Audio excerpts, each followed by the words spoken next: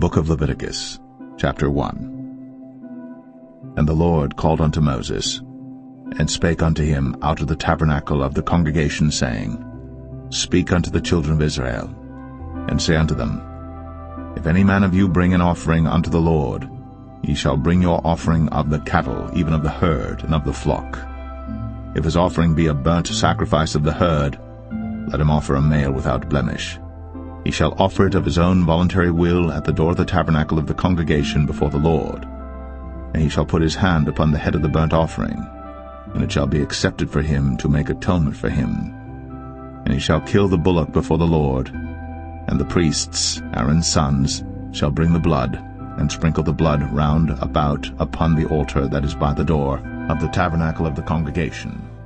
And he shall flay the burnt offering, and cut it into his pieces. And the sons of Aaron the priests shall put fire upon the altar, and lay the wood in order upon the fire. And the priests, Aaron's sons, shall lay the parts, the head, and the fat, in order upon the wood that is on the fire which is upon the altar. But his inwards and his legs shall he wash in water, and the priests shall burn all on the altar to be a burnt sacrifice, an offering made by fire, of a sweet savour unto the Lord. And if his offering be of the flocks, namely of the sheep or of the goats, for a burnt sacrifice, he shall bring it a male without blemish, and he shall kill it on the side of the altar northward before the Lord, and the priests, Aaron's sons, shall sprinkle his blood round about upon the altar. And he shall cut it into his pieces, with his head and his fat, and the priest shall lay them in order on the wood that is on the fire which is upon the altar. But he shall wash the inwards and the legs with water, and the priest shall bring it all, and burn it upon the altar. It is a burnt sacrifice, an offering made by fire, of a sweet savour unto the Lord. And if the burnt sacrifice for his offering to the Lord be of fowls, then he shall bring his offering of turtle doves or of young pigeons. And the priest shall bring it unto the altar, and wring off his head, and burn it on the altar, and the blood thereof shall be wrung out at the side of the altar. And he shall pluck away his crop with his feathers, and cast it beside the altar on the east part, by the place of the ashes. And he shall cleave it with the wings thereof, but shall not divide it asunder. And the priest shall burn it upon the altar, upon the wood that is upon the fire. It is a burnt sacrifice, an offering made by fire, of a sweet savour unto the Lord.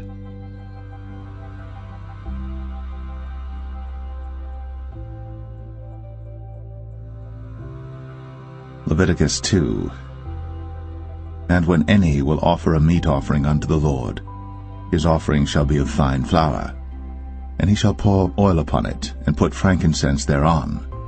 And he shall bring it to Aaron's sons the priests. And he shall take thereout his handful of the flour thereof, and of the oil thereof, with all the frankincense thereof. And the priests shall burn the memorial of it upon the altar, to be an offering made by fire, of a sweet savour unto the Lord. And the remnant of the meat offering shall be Aaron's and his sons. It is a thing most holy of the offerings of the Lord made by fire. And if thou bring an oblation of a meat offering baked in the oven, it shall be unleavened cakes of fine flour mingled with oil, or unleavened wafers anointed with oil. And if thy oblation be a meat offering baked in a pan, it shall be of fine flour, unleavened, mingled with oil. Thou shalt part it in pieces, and pour oil thereon. It is a meat offering. And if thy oblation be a meat offering baked in the frying pan, it shall be made of fine flour with oil. And thou shalt bring the meat offering that is made of these things unto the Lord, and when it is presented unto the priest, he shall bring it unto the altar. And the priest shall take from the meat offering a memorial thereof, and shall burn it upon the altar. It is an offering made by fire, of a sweet savour unto the Lord. And that which is left of the meat offering shall be Aaron's and his sons. It is a thing most holy of the offerings of the Lord made by fire.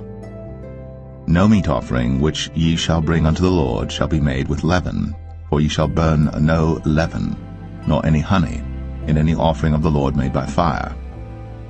As for the oblation of the firstfruits, ye shall offer them unto the Lord, but they shall not be burnt on the altar for a sweet savour.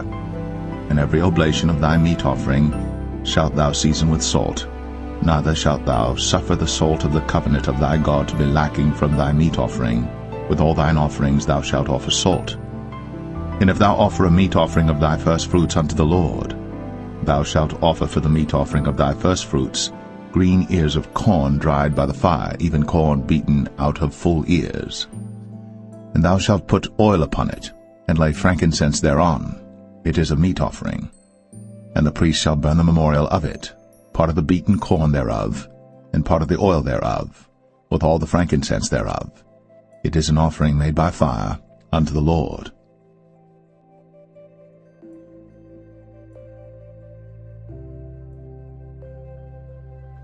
Leviticus 3. And if his oblation be a sacrifice of peace offering, if he offer it of the herd, whether it be a male or female, he shall offer it without blemish before the Lord. And he shall lay his hand upon the head of his offering, and kill it at the door of the tabernacle of the congregation.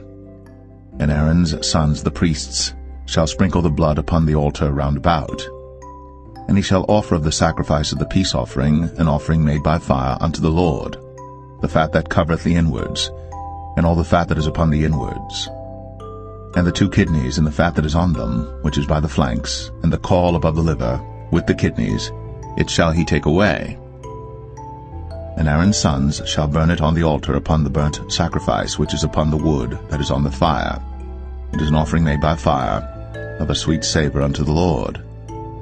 And if his offering for a sacrifice of peace offering unto the Lord be of the flock, male or female, he shall offer it without blemish. If he offer a lamb for his offering, then shall he offer it before the Lord. And he shall lay his hand upon the head of his offering, and kill it before the tabernacle of the congregation. And Aaron's sons shall sprinkle the blood thereof round about upon the altar. And he shall offer of the sacrifice of the peace offering an offering made by fire unto the Lord, the fat thereof, and the whole rump, it shall he take off hard by the backbone, and the fat that covereth the inwards, and all the fat that is upon the inwards, and the 2 kidneys, and the fat that is upon them, which is by the flanks, and the caul above the liver, with the kidneys, it shall he take away. And the priest shall burn it upon the altar. It is the food of the offering made by fire unto the Lord. And if his offering be a goat, then he shall offer it before the Lord. And he shall lay his hand upon the head of it, and kill it before the tabernacle of the congregation. And the sons of Aaron shall sprinkle the blood thereof upon the altar round about.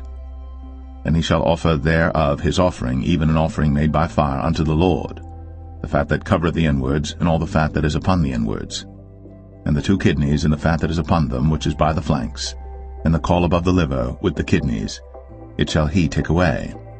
And the priest shall burn them upon the altar. It is the food of the offering made by fire for a sweet savour. All the fat is the Lord's. It shall be a perpetual statute for your generations throughout all your dwellings, that ye eat neither fat nor blood.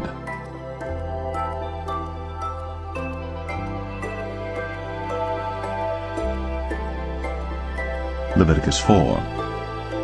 And the Lord spake unto Moses, saying, Speak unto the children of Israel, saying, If a soul shall sin through ignorance against any of the commandments of the Lord, concerning things which ought not to be done, and shall do against any of them, if the priest that is anointed do sin according to the sin of the people, then let him bring for his sin which he hath sinned a young bullock without blemish unto the Lord for a sin offering. And he shall bring the bullock unto the door of the tabernacle of the congregation before the Lord, and shall lay his hand upon the bullock's head, and kill the bullock before the Lord. And the priest that is anointed shall take of the bullock's blood, and bring it to the tabernacle of the congregation. And the priest shall dip his finger in the blood, and sprinkle of the blood 7 times before the Lord, before the veil of the sanctuary. And the priest shall put some of the blood upon the horns of the altar of sweet incense before the Lord, which is in the tabernacle of the congregation, and shall pour all the blood of the bullock at the bottom of the altar of the burnt offering, which is at the door of the tabernacle of the congregation. And he shall take off from it all the fat of the bullock for the sin offering, the fat that covereth the inwards, and all the fat that is upon the inwards, and the 2 kidneys, and the fat that is upon them, which is by the flanks, and the caul above the liver, with the kidneys, it shall he take away, as it was taken off from the bullock of the sacrifice of peace offerings. And the priest shall burn them upon the altar of the burnt offering.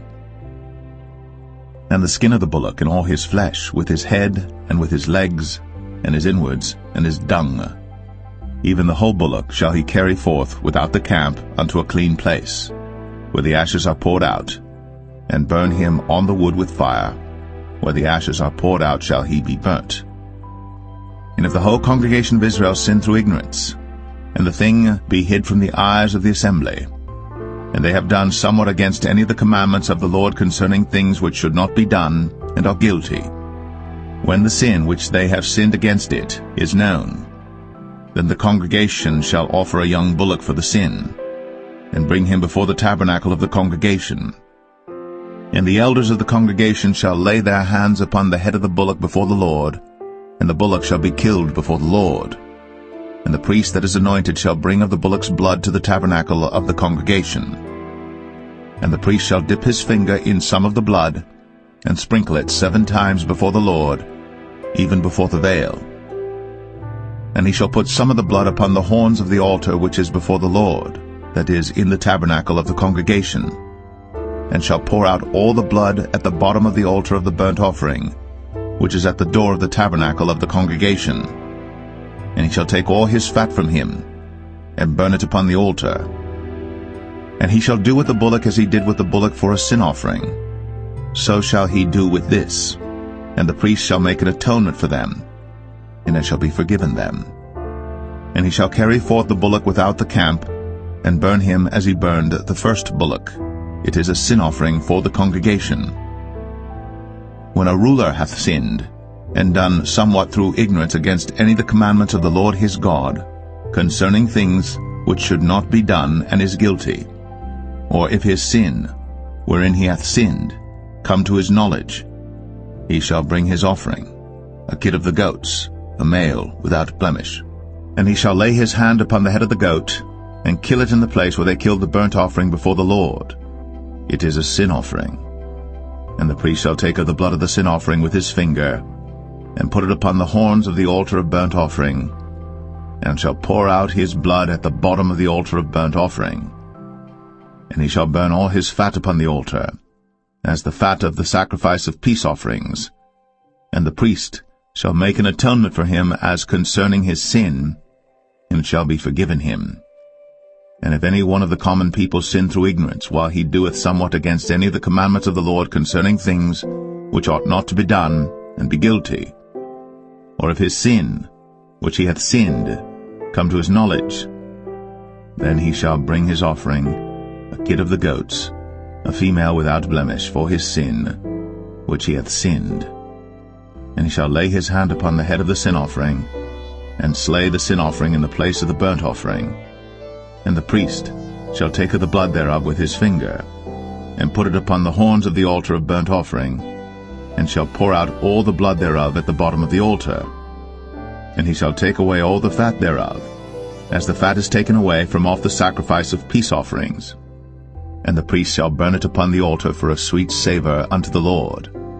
And the priest shall make an atonement for him, and it shall be forgiven him. And if he bring a lamb for a sin offering, he shall bring it a female without blemish. And he shall lay his hand upon the head of the sin offering, and slay it for a sin offering in the place where they kill the burnt offering. And the priest shall take of the blood of the sin offering with his finger, and put it upon the horns of the altar of burnt offering, and shall pour out all the blood thereof at the bottom of the altar. And he shall take away all the fat thereof, as the fat of the lamb is taken away from the sacrifice of the peace offerings. And the priest shall burn them upon the altar according to the offerings made by fire unto the Lord. And the priest shall make an atonement for his sin that he hath committed, and it shall be forgiven him.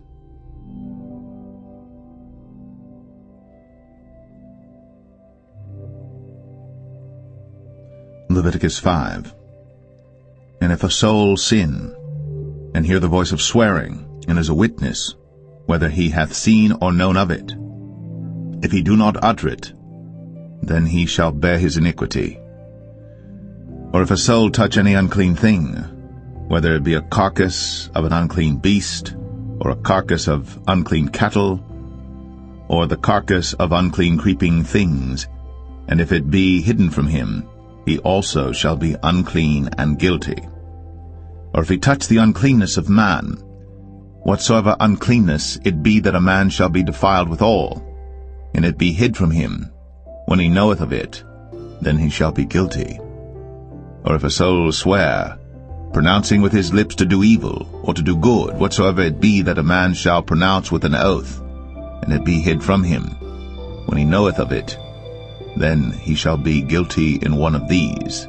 And it shall be, when he shall be guilty in one of these things, that he shall confess that he hath sinned in that thing.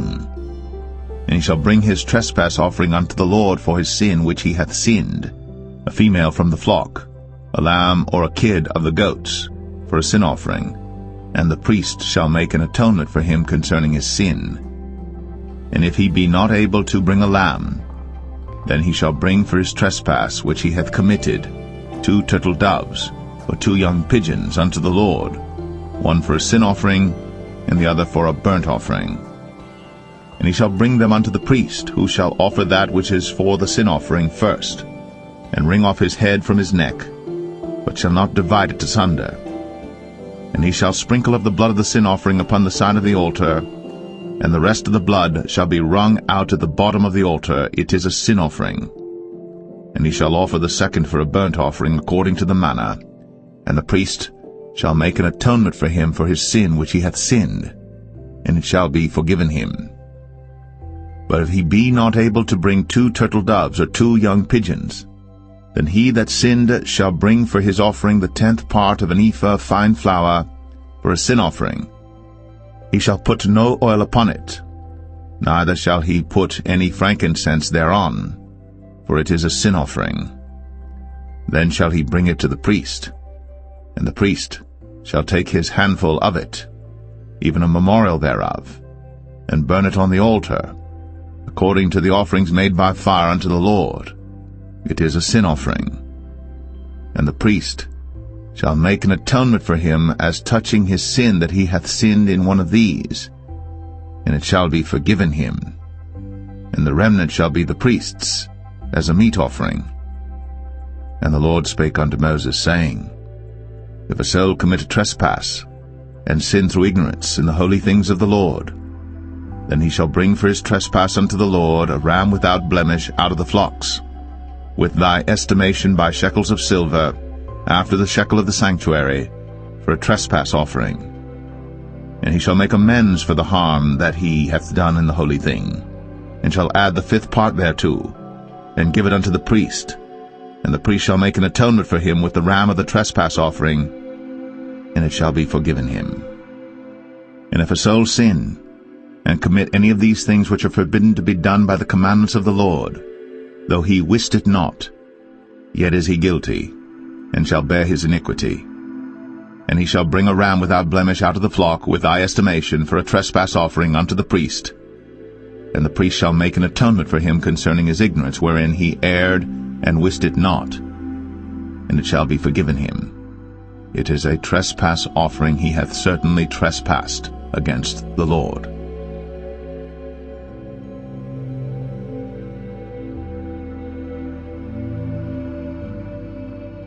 Leviticus 6.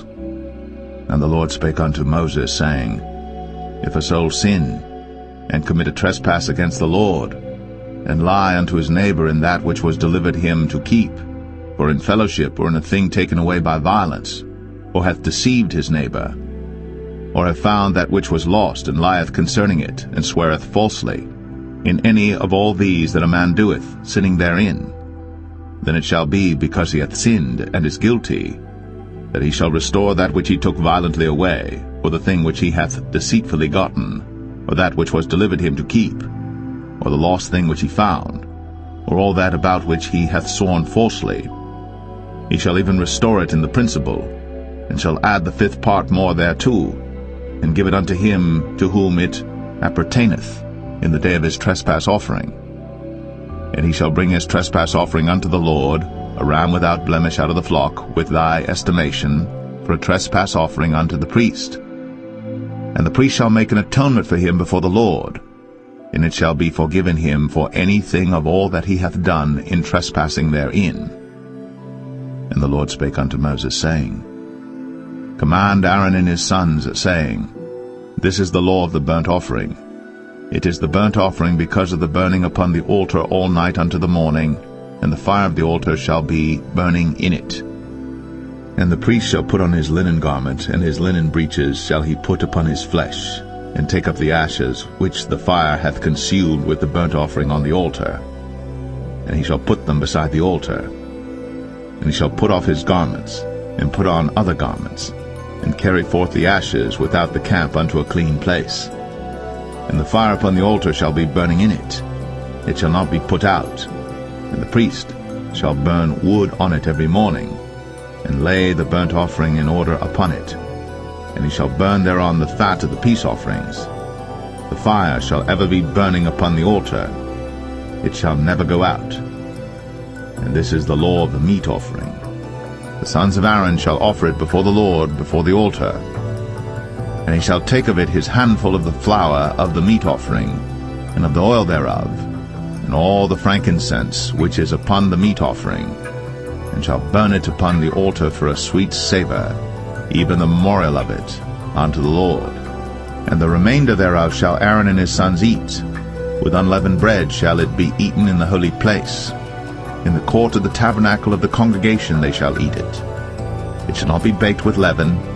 I have given it unto them for their portion of my offerings made by fire. It is most holy, as is the sin offering, and as the trespass offering. All the males among the children of Aaron shall eat of it. It shall be a statute forever in your generations concerning the offerings of the Lord made by fire. Every one that toucheth them shall be holy. And the Lord spake unto Moses, saying, This is the offering of Aaron and of his sons, which they shall offer unto the Lord in the day when he is anointed. The 10th part of an ephah of fine flour for a meat offering perpetual, half of it in the morning, and half thereof at night. In a pan it shall be made with oil, and when it is baked, thou shalt bring it in. And the baked pieces of the meat offering shalt thou offer for a sweet savour unto the Lord. And the priest of his sons that is anointed in his stead shall offer it. It is a statute forever unto the Lord. It shall be wholly burnt. For every meat offering for the priest shall be wholly burnt. It shall not be eaten. And the Lord spake unto Moses, saying, Speak unto Aaron and to his sons, saying, This is the law of the sin offering. In the place where the burnt offering is killed shall the sin offering be killed before the Lord. It is most holy. The priest that offereth it for sin shall eat it. In the holy place shall it be eaten, in the court of the tabernacle of the congregation. Whatsoever shall touch the flesh thereof shall be holy. And when there is sprinkled of the blood thereof upon any garment, thou shalt wash that whereon it was sprinkled in the holy place. But the earthen vessel wherein it is sodden shall be broken, and if it be sodden in a brazen pot, it shall be both scoured and rinsed in water. All the males among the priests shall eat thereof. It is most holy. And no sin offering whereof any of the blood is brought into the tabernacle of the congregation to reconcile with all in the holy place shall be eaten. It shall be burnt in the fire.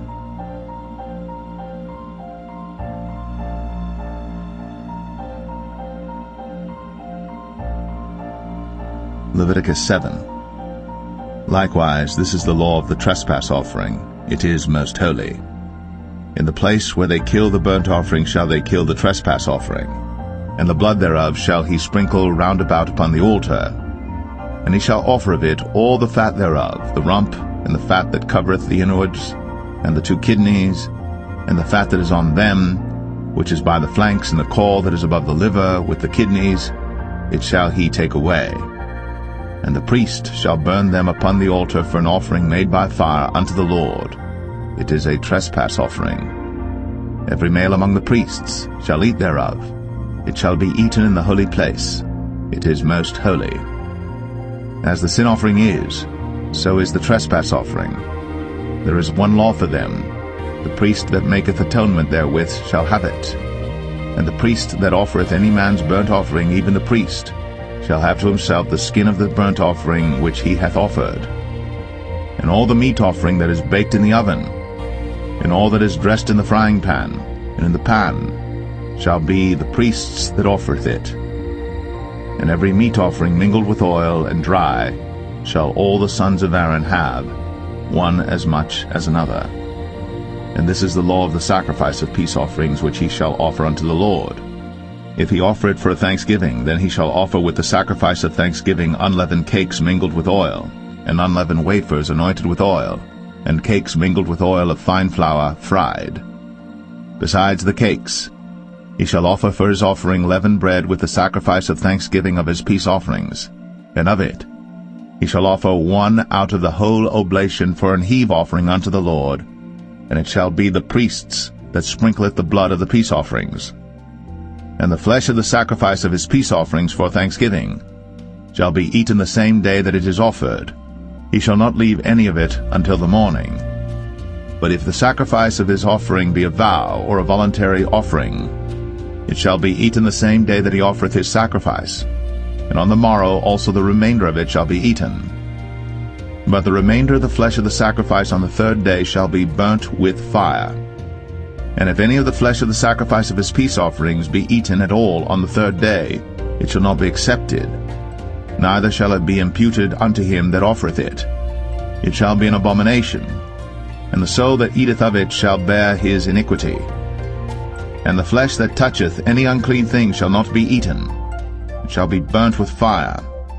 And as for the flesh, all that be clean shall eat thereof. But the soul that eateth of the flesh of the sacrifice of peace offerings that pertain unto the Lord, having his uncleanness upon him, even that soul shall be cut off from his people.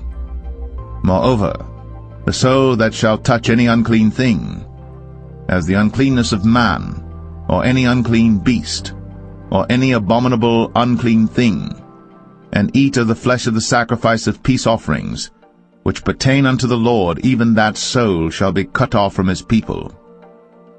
And the Lord spake unto Moses, saying, Speak unto the children of Israel, saying, Ye shall eat no manner of fat, of ox, or of sheep, or of goat, and the fat of the beast that dieth of itself, and the fat of that which is torn with beasts, may be used in any other use. But ye shall in no wise eat of it. For whosoever eateth the fat of the beast, of which men offer an offering made by fire unto the Lord, even the soul that eateth it shall be cut off from his people. Moreover, ye shall eat no manner of blood, whether it be of fowl or of beast, in any of your dwellings. Whatsoever soul it be that eateth any manner of blood, even that soul shall be cut off from his people.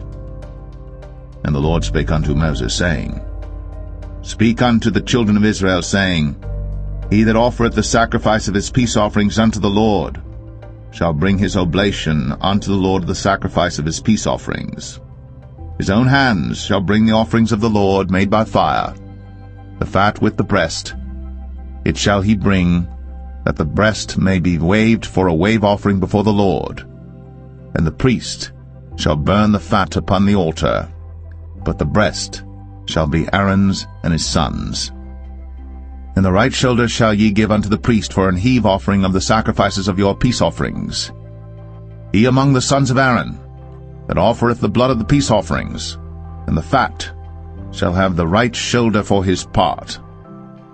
For the wave breast and the heave shoulder have I taken of the children of Israel from off the sacrifices of their peace offerings, and have given them unto Aaron the priest, and unto his sons by a statute forever from among the children of Israel. This is the portion of the anointing of Aaron, and of the anointing of his sons, out of the offerings of the Lord made by fire, in the day when he presented them to minister unto the Lord in the priest's office, which the Lord commanded to be given them of the children of Israel, in the day that he anointed them, by a statute forever throughout their generations. This is the law of the burnt offering, of the meat offering, and of the sin offering, and of the trespass offering, and of the consecrations, and of the sacrifice of the peace offerings, which the Lord commanded Moses in Mount Sinai, in the day that he commanded the children of Israel to offer their oblations unto the Lord in the wilderness of Sinai.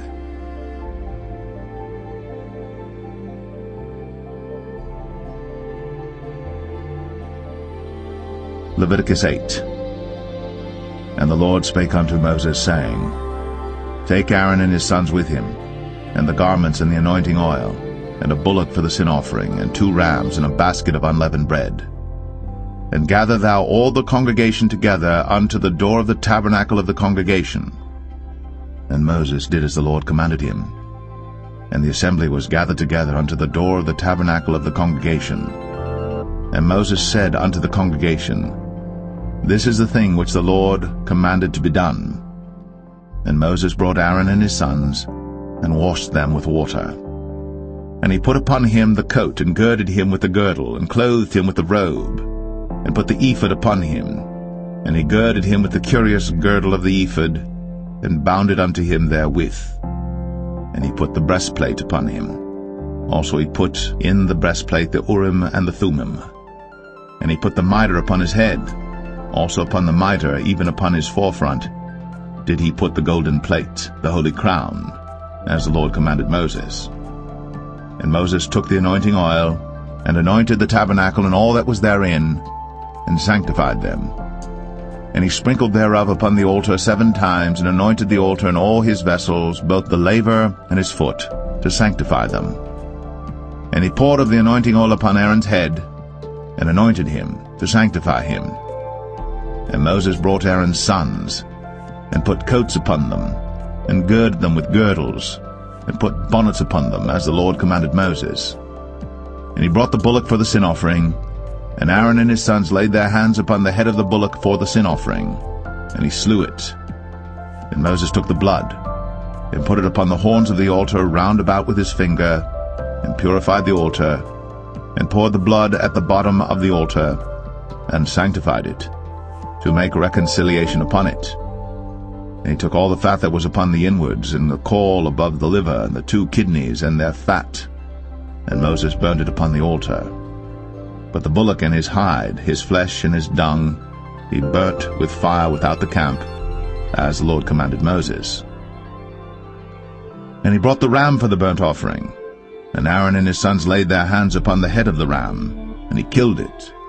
And Moses sprinkled the blood upon the altar round about. And he cut the ram into pieces. And Moses burnt the head, and the pieces, and the fat. And he washed the inwards and the legs in water. And Moses burnt the whole ram upon the altar. It was a burnt sacrifice for a sweet savour, and an offering made by fire unto the Lord, as the Lord commanded Moses. And he brought the other ram, the ram of consecration. And Aaron and his sons laid their hands upon the head of the ram, and he slew it. And Moses took of the blood of it, and put it upon the tip of Aaron's right ear, and upon the thumb of his right hand, and upon the great toe of his right foot. And he brought Aaron's sons, and Moses put of the blood upon the tip of their right ear, and upon the thumbs of their right hands, and upon the great toes of their right feet. And Moses sprinkled the blood upon the altar round about. And he took the fat, and the rump, and all the fat that was upon the inwards, and the caul above the liver, and the 2 kidneys and their fat, and the right shoulder. And out of the basket of unleavened bread that was before the Lord, he took 1 unleavened cake, and a cake of oiled bread, and 1 wafer, and put them on the fat, and upon the right shoulder. And he put all upon Aaron's hands, and upon his sons' hands, and waved them for a wave offering before the Lord. And Moses took them from off their hands, and burnt them on the altar upon the burnt offering. They were consecrations for a sweet savour. It is an offering made by fire unto the Lord. And Moses took the breast, and waved it for a wave offering before the Lord. For of the ram of consecration it was Moses' part, as the Lord commanded Moses. And Moses took of the anointing oil, and of the blood which was upon the altar, and sprinkled it upon Aaron, and upon his garments, and upon his sons, and upon his sons' garments with him, and sanctified Aaron, and his garments, and his sons' garments with him. And Moses said unto Aaron and to his sons, Boil the flesh at the door of the tabernacle of the congregation, and there eat it with the bread that is in the basket of consecrations, as I commanded, saying, Aaron and his sons shall eat it. and that which remaineth of the flesh and of the bread shall ye burn with fire. And ye shall not go out of the door of the tabernacle of the congregation in 7 days, until the days of your consecration be at an end. For 7 days shall he consecrate you, as he hath done this day, so the Lord hath commanded to do, to make an atonement for you. Therefore shall ye abide at the door of the tabernacle of the congregation day and night 7 days, and keep the charge of the Lord, that ye die not, for so I am commanded. So Aaron and his sons did all things which the Lord commanded by the hand of Moses.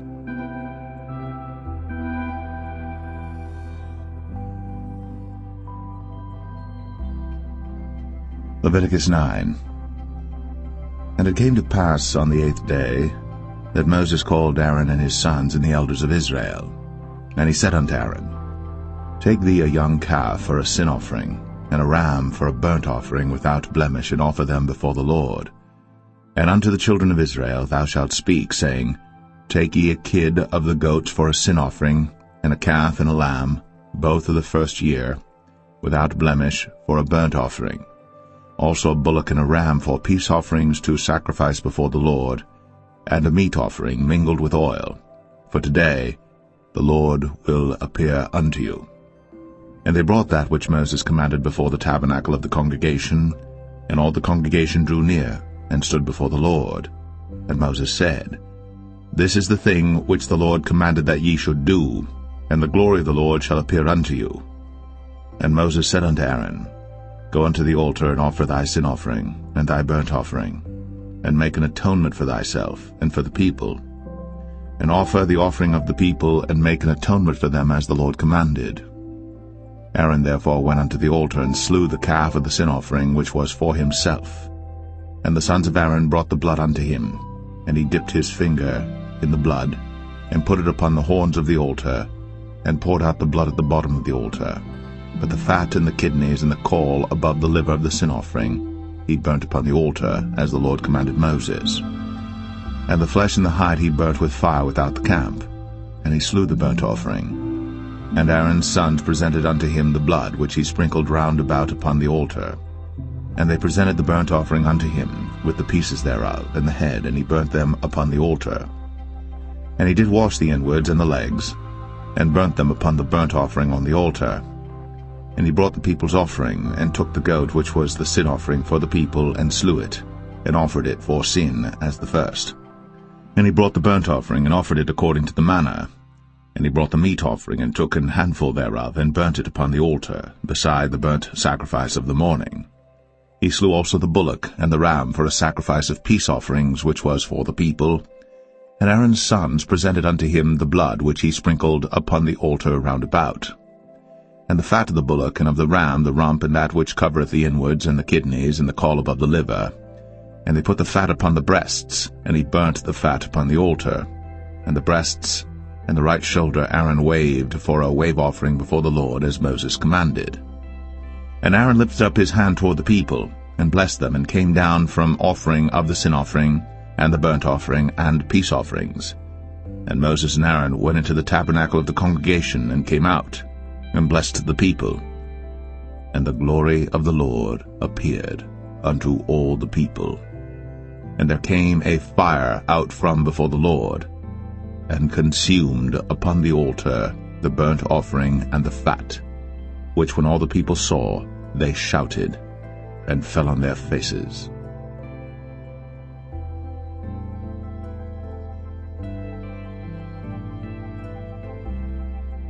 Leviticus 10. And Nadab and Abihu, the sons of Aaron, took either of them his censer, and put fire therein, and put incense thereon, and offered strange fire before the Lord, which he commanded them not. And there went out fire from the Lord, and devoured them, and they died before the Lord. Then Moses said unto Aaron, This is it that the Lord spake, saying, I will be sanctified in them that come nigh me, and before the people I will be glorified. And Aaron held his peace. And Moses called Mishael and Elzaphan, the sons of Uzziel, the uncle of Aaron, and said unto them, Come near, carry your brethren from before the sanctuary out of the camp. So they went near, and carried them in their coats out of the camp, as Moses had said. And Moses said unto Aaron, and unto Eleazar, and unto Ithamar his sons, Uncover not your heads, neither rend your clothes, lest ye die, and lest wrath come upon all the people. But let your brethren, the whole house of Israel, bewail the burning which the Lord hath kindled. And ye shall not go out from the door of the tabernacle of the congregation, lest ye die. For the anointing oil of the Lord is upon you. And they did according to the word of Moses. And the Lord spake unto Aaron, saying, Do not drink wine nor strong drink, thou nor thy sons with thee, when ye go into the tabernacle of the congregation, lest ye die. It shall be a statute for ever throughout your generations. And that ye may put difference between holy and unholy, and between unclean and clean, and that ye may teach the children of Israel all the statutes which the Lord hath spoken unto them by the hand of Moses. And Moses spake unto Aaron, and unto Eleazar, and unto Ithamar his sons that were left, Take the meat offering that remaineth of the offerings of the Lord made by fire, and eat it without leaven beside the altar, for it is most holy. And ye shall eat it in the holy place, because it is thy due, and thy son's due, of the sacrifices of the Lord made by fire, for so I am commanded. And the wave breast and heave shoulder shall ye eat in a clean place, thou and thy sons, and thy daughters with thee, for they be thy due, and thy sons' due, which are given out of the sacrifices of peace offerings of the children of Israel. The heave shoulder and the wave breast shall they bring with the offerings made by fire of the fat, to wave it for a wave offering before the Lord, and it shall be thine, and thy sons with thee, by a statute forever, as the Lord hath commanded. And Moses diligently sought the goat of the sin offering, and behold, it was burnt. And he was angry with Eleazar and Ithamar, the sons of Aaron, which were left alive, saying, Wherefore have ye not eaten the sin offering in the holy place, seeing it is most holy? And God hath given it you to bear the iniquity of the congregation, to make atonement for them before the Lord. Behold, the blood of it was not brought in within the holy place. Ye should indeed have eaten it in the holy place, as I commanded. And Aaron said unto Moses, Behold, this day have they offered their sin offering and their burnt offering before the Lord. And such things have befallen me. And if I had eaten the sin offering today, should it have been accepted in the sight of the Lord? And when Moses heard that, he was content.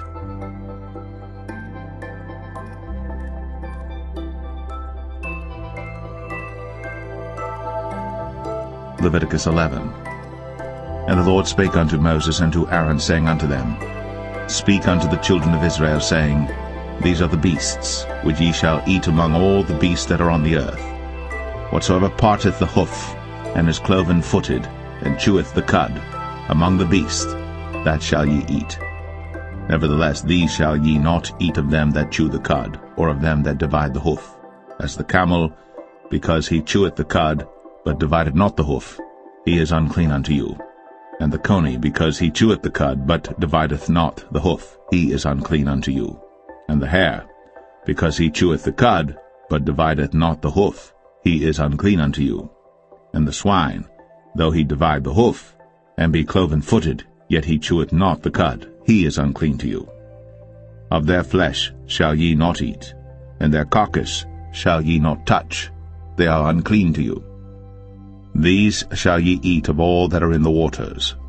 Whatsoever hath fins and scales in the waters, in the seas and in the rivers, them shall ye eat. And all that have not fins and scales in the seas and in the rivers, of all that move in the waters, and of any living thing which is in the waters, they shall be an abomination unto you. They shall be even an abomination unto you. Ye shall not eat of their flesh, but ye shall have their carcasses in abomination. Whatsoever hath no fins nor scales in the waters, that shall be an abomination unto you. And these are they which ye shall have in abomination among the fowls. They shall not be eaten. They are an abomination, the eagle, and the ossifrage, and the osprey, and the vulture, and the kite after his kind, every raven after his kind, and the owl, and the nighthawk, and the cuckoo, and the hawk after his kind, and the little owl, and the cormorant, and the great owl, and the swan, and the pelican, and the gyre eagle, and the stork, the heron after her kind, and the lapwing, and the bat. All fowls that creep, going upon all four, shall be an abomination unto you. Yet these may ye eat of every flying creeping thing that goeth upon all four, which have legs above their feet, to leap withal upon the earth. Even these of them ye may eat: the locust after his kind, and the bald locust after his kind, and the beetle after his kind, and the grasshopper after his kind. But all other flying creeping things which have 4 feet shall be an abomination unto you, and for these ye shall be unclean. Whosoever toucheth the carcass of them shall be unclean until the even. And whosoever beareth aught of the carcass of them shall wash his clothes, and be unclean until the even. The carcasses of every beast which divideth the hoof, and is not cloven-footed, nor cheweth the cud, are unclean unto you. Every one that toucheth them shall be unclean. And whatsoever goeth upon his paws among all manner of beasts that go on all four, those are unclean unto you. Whoso toucheth their carcass shall be unclean until the even. And he that beareth the carcass of them shall wash his clothes, and be unclean until the even. They are unclean unto you. These also shall be unclean unto you among the creeping things that creep upon the earth: the weasel, and the mouse, and the tortoise after his kind, and the ferret, and the chameleon, and the lizard, and the snail, and the mole. These are unclean to you among all that creep. Whosoever doth touch them, when they be dead, shall be unclean until the even. And upon whatsoever any of them, when they are dead, doth fall, it shall be unclean, whether it be any vessel of wood, or raiment, or skin, or sack, whatsoever vessel it be, wherein any work is done, it must be put into water, and it shall be unclean until the even. So it shall be cleansed. And every earthen vessel, whereinto any of them falleth, whatsoever is in it shall be unclean, and ye shall break it. Of all meat which may be eaten, that on which such water cometh shall be unclean, and all drink that may be drunk in every such vessel shall be unclean. And everything whereupon any part of their carcass falleth shall be unclean, whether it be oven, or ranges, or pots, they shall be broken down, for they are unclean, and shall be unclean unto you.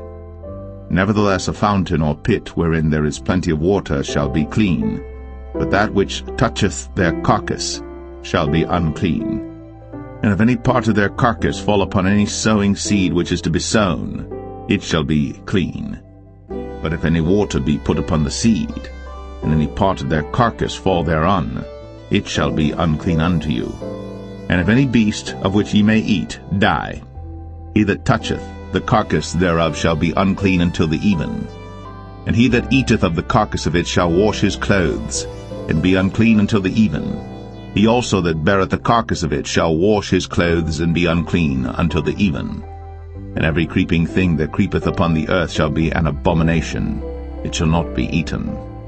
Whatsoever goeth upon the belly, and whatsoever goeth upon all four, or whatsoever hath more feet among all creeping things that creep upon the earth, them ye shall not eat, for they are an abomination. Ye shall not make yourselves abominable with any creeping thing that creepeth, neither shall ye make yourselves unclean with them, that ye should be defiled thereby. For I am the Lord your God. Ye shall therefore sanctify yourselves, and ye shall be holy, for I am holy. Neither shall ye defile yourselves with any manner of creeping thing that creepeth upon the earth. For I am the Lord that bringeth you up out of the land of Egypt, to be your God. Ye shall therefore be holy, for I am holy. This is the law of the beasts, and of the fowl, and of every living creature that moveth in the waters, and of every creature that creepeth upon the earth, to make a difference between the unclean and the clean, and between the beast that may be eaten and the beast that may not be eaten.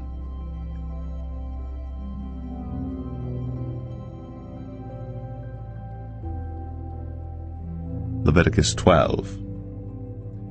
And the Lord spake unto Moses, saying, Speak unto the children of Israel, saying, If a woman have conceived seed, and born a man-child, then she shall be unclean 7 days, according to the days of the separation for her infirmity shall she be unclean. And in the 8th day the flesh of his foreskin shall be circumcised, and she shall then continue in the blood of her purifying 33 days. She shall touch no hallowed thing, nor come into the sanctuary until the days of her purifying be fulfilled. And if she bear a maid child, then she shall be unclean 2 weeks, as in her separation, and she shall continue in the blood of her purifying 66 days. And when the days of her purifying are fulfilled, for a son or for a daughter, she shall bring a lamb of the first year for a burnt offering, and a young pigeon, or a turtle dove, for a sin offering, unto the door of the tabernacle of the congregation, unto the priest, who shall offer it before the Lord, and make an atonement for her. And she shall be cleansed from the issue of her blood. This is the law for her that hath borne a male or a female. And if she be not able to bring a lamb, then she shall bring 2 turtles or 2 young pigeons, the one for the burnt offering and the other for a sin offering, and the priest shall make an atonement for her, and she shall be clean.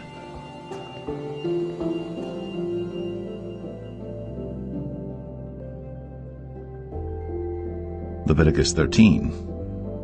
And the Lord spake unto Moses and Aaron, saying, When a man shall have in the skin of his flesh a rising, a scab, or bright spot, and it be in the skin of his flesh like the plague of leprosy, then he shall be brought unto Aaron the priest, or unto one of his sons the priests.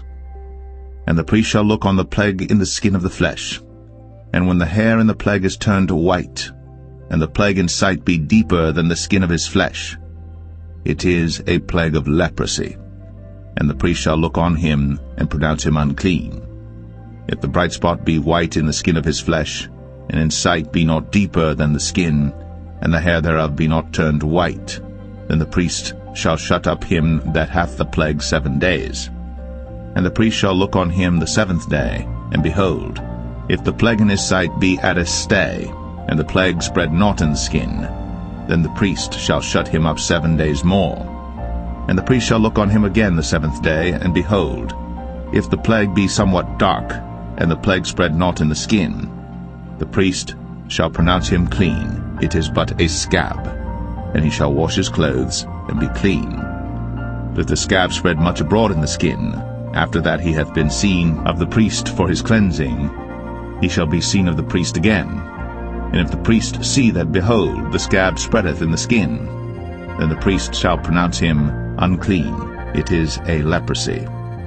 When the plague of leprosy is in a man, then he shall be brought unto the priest. And the priest shall see him, and behold, if the rising be white in the skin, and it have turned the hair white, and there be quick raw flesh in the rising, it is an old leprosy in the skin of his flesh. And the priest shall pronounce him unclean, and shall not shut him up, for he is unclean.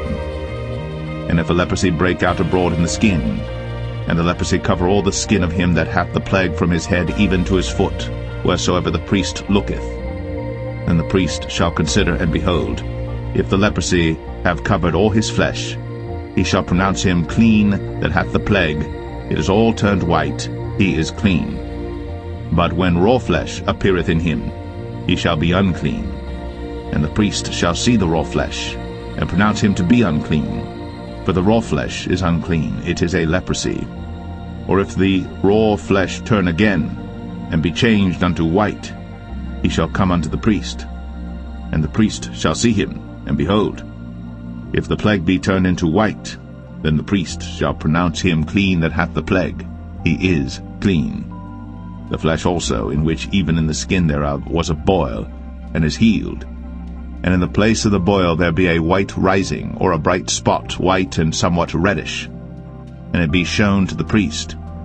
And if, when the priest seeth it, behold, it be in sight lower than the skin, and the hair thereof be turned white, the priest shall pronounce him unclean. It is a plague of leprosy broken out of the boil.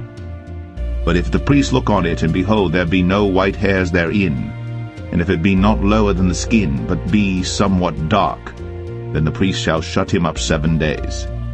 And if it spread much abroad in the skin, then the priest shall pronounce him unclean. It is a plague. But if the bright spot stay in his place, and spread not, it is a burning boil, and the priest shall pronounce him clean.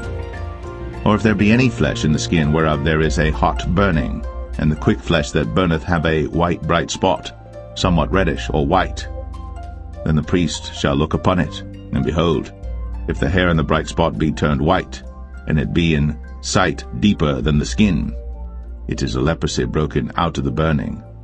Wherefore the priest shall pronounce him unclean. It is the plague of leprosy. But if the priest look on it, and behold, there be no white hair in the bright spot, and it be no lower than the other skin, but be somewhat dark, then the priest shall shut him up 7 days. And the priest shall look upon him the 7th day, and if it be spread much abroad in the skin, then the priest shall pronounce him unclean. It is the plague of leprosy. And if the bright spot stay in his place, and spread not in the skin, but it be somewhat dark, it is a rising of the burning, and the priest shall pronounce him clean. For it is an inflammation of the burning. If a man or woman have a plague upon the head or the beard, then the priest shall see the plague, and behold, if it be in sight deeper than the skin, and there be in it a yellow thin hair, then the priest shall pronounce him unclean. It is a dry scall, even a leprosy upon the head or beard. And if the priest look on the plague of the scall, and behold, it be not in sight deeper than the skin, and that there is no black hair in it, then the priest shall shut up him that hath the plague of the scall 7 days. And in the 7th day the priest shall look on the plague, and behold, if the scall spread not, and there be in it no yellow hair, and the scall be not in sight deeper than the skin, he shall be shaven, but the scall shall he not shave, and the priest shall shut up him that hath the scall 7 days more.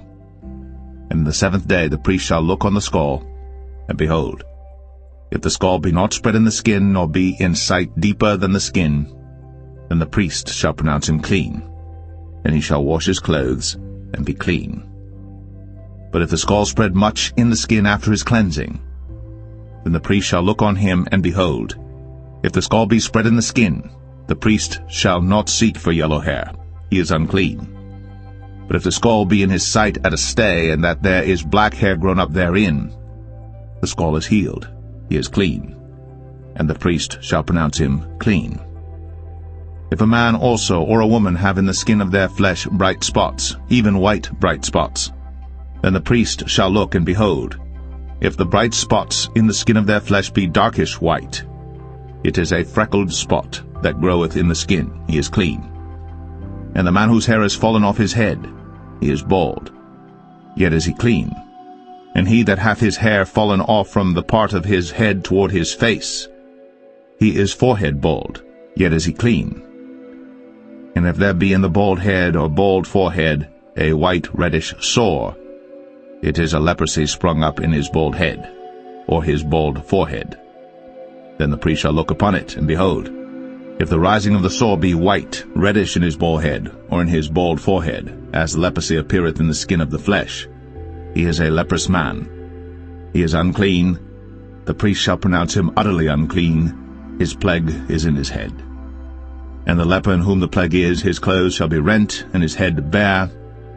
And he shall put a covering upon his upper lip, and shall cry, Unclean, unclean. All the days wherein the plague shall be in him, he shall be defiled. He is unclean. He shall dwell alone. Without the camp shall his habitation be.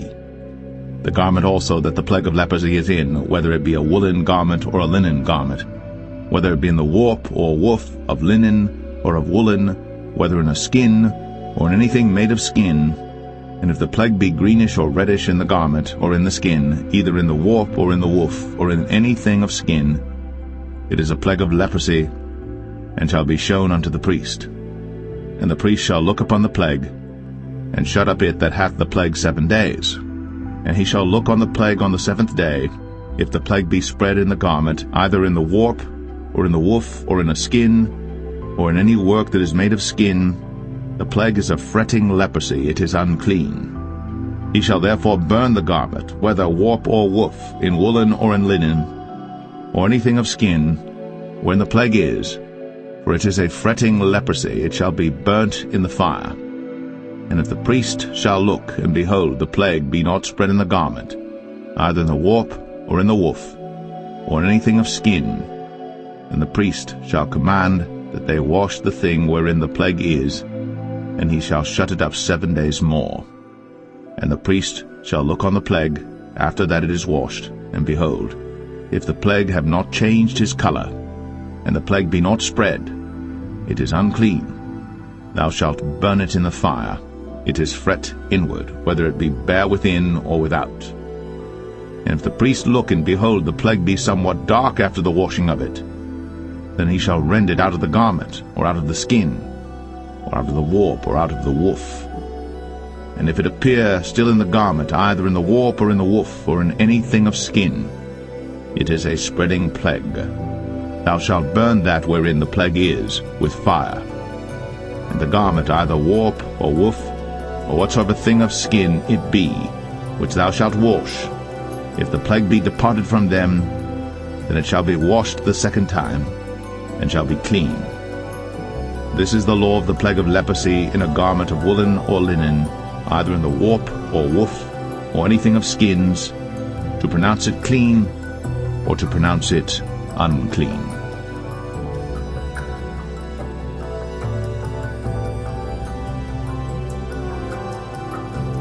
Leviticus 14. And the Lord spake unto Moses, saying, This shall be the law of the leper in the day of his cleansing. He shall be brought unto the priest. And the priest shall go forth out of the camp, and the priest shall look, and behold, if the plague of leprosy be healed in the leper, then shall the priest command to take for him that is to be cleansed 2 birds alive and clean, and cedar wood, and scarlet and hyssop. And the priest shall command that one of the birds be killed in an earthen vessel over running water. As to the living bird, he shall take it, and the cedar wood, and the scarlet, and the hyssop, and shall dip them and the living bird in the blood of the bird that was killed over the running water. And he shall sprinkle upon him that is to be cleansed from the leprosy 7 times, and shall pronounce him clean, and shall let the living bird loose into the open field.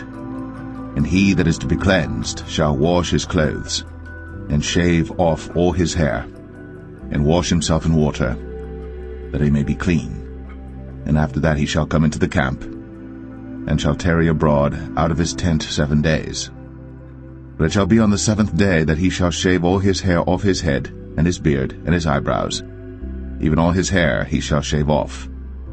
And he shall wash his clothes. Also he shall wash his flesh in water, and he shall be clean. And on the 8th day he shall take 2 he-lambs without blemish, and 1 ewe lamb of the first year without blemish, and 3/10 deals of fine flour for a meat offering, mingled with oil, and 1 log of oil. And the priest that maketh him clean shall present the man that is to be made clean, and those things before the Lord, at the door of the tabernacle of the congregation. And the priest shall take 1 he-lamb, and offer him for a trespass offering, and the log of oil, and wave them for a wave offering before the Lord. And he shall slay the lamb in the place where he shall kill the sin offering and the burnt offering in the holy place. For as the sin offering is the priest's, so is the trespass offering. It is most holy.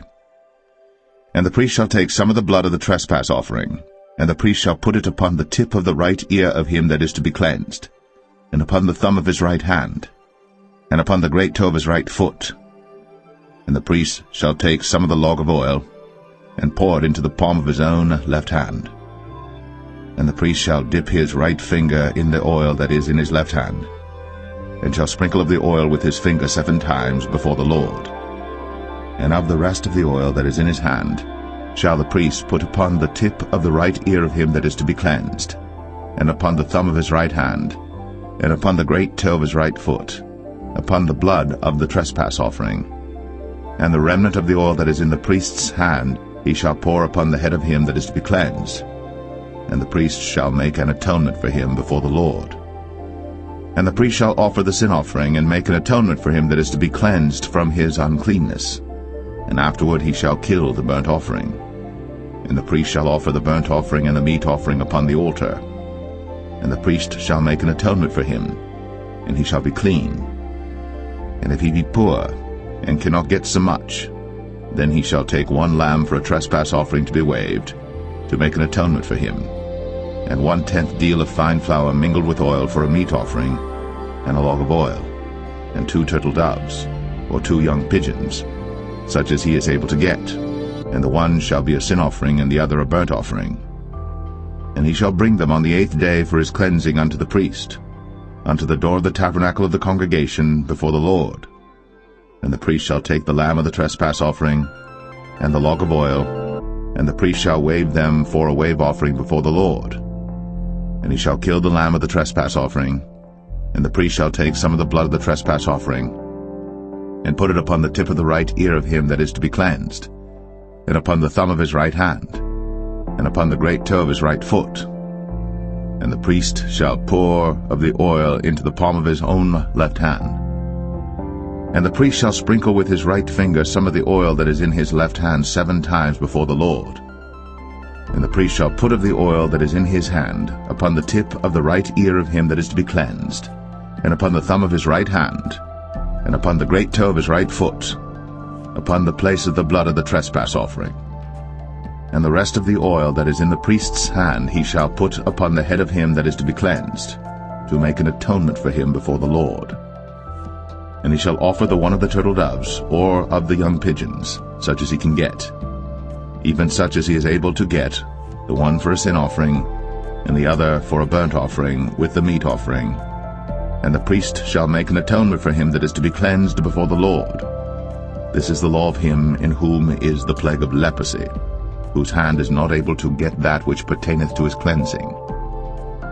And the Lord spake unto Moses and unto Aaron, saying, When ye be come into the land of Canaan, which I give to you for a possession, and I put the plague of leprosy in a house of the land of your possession, and he that owneth the house shall come and tell the priest, saying, It seemeth to me there is as it were a plague in the house.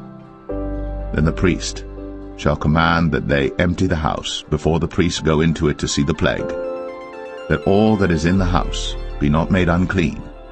And afterward the priest shall go in to see the house. And he shall look on the plague, and behold, if the plague be in the walls of the house with hollow strakes, greenish or reddish, which in sight are lower than the wall, then the priest shall go out of the house to the door of the house, and shut up the house 7 days. And the priest shall come again the 7th day, and shall look, and behold, if the plague be spread in the walls of the house, then the priest shall command that they take away the stones in which the plague is, and they shall cast them into an unclean place without the city. And he shall cause the house to be scraped within round about, and they shall pour out the dust that they scrape off without the city into an unclean place. And they shall take other stones, and put them in the place of those stones. And he shall take other mortar, and shall plaster the house. And if the plague come again and break out in the house, after that he hath taken away the stones, and after he hath scraped the house, and after it is plastered, then the priest shall come and look, and behold, if the plague be spread in the house, it is a fretting leprosy in the house, it is unclean. And he shall break down the house, the stones of it, and the timber thereof, and all the mortar of the house, and he shall carry them forth out of the city into an unclean place. Moreover, he that goeth into the house all the while that it is shut up shall be unclean until the even. And he that lieth in the house shall wash his clothes, and he that eateth in the house shall wash his clothes. And if the priest shall come in and look upon it, and behold, the plague hath not spread in the house, after the house was plastered, then the priest shall pronounce the house clean, because the plague is healed. And he shall take to cleanse the house 2 birds, and cedar wood, and scarlet, and hyssop. And he shall kill the one of the birds in an earthen vessel over running water. And he shall take the cedar wood, and the hyssop, and the scarlet, and the living bird, and dip them in the blood of the slain bird, and in the running water, and sprinkle the house 7 times. And he shall cleanse the house with the blood of the bird, and with the running water, and with the living bird, and with the cedar wood, and with the hyssop, and with the scarlet. But he shall let go the living bird out of the city into the open fields, and make an atonement for the house, and it shall be clean. This is the law for all manner of plague of leprosy and scall, and for the leprosy of a garment and of a house, and for a rising, and for a scab, and for a bright spot, to teach when it is unclean, and when it is clean, This is the law of leprosy.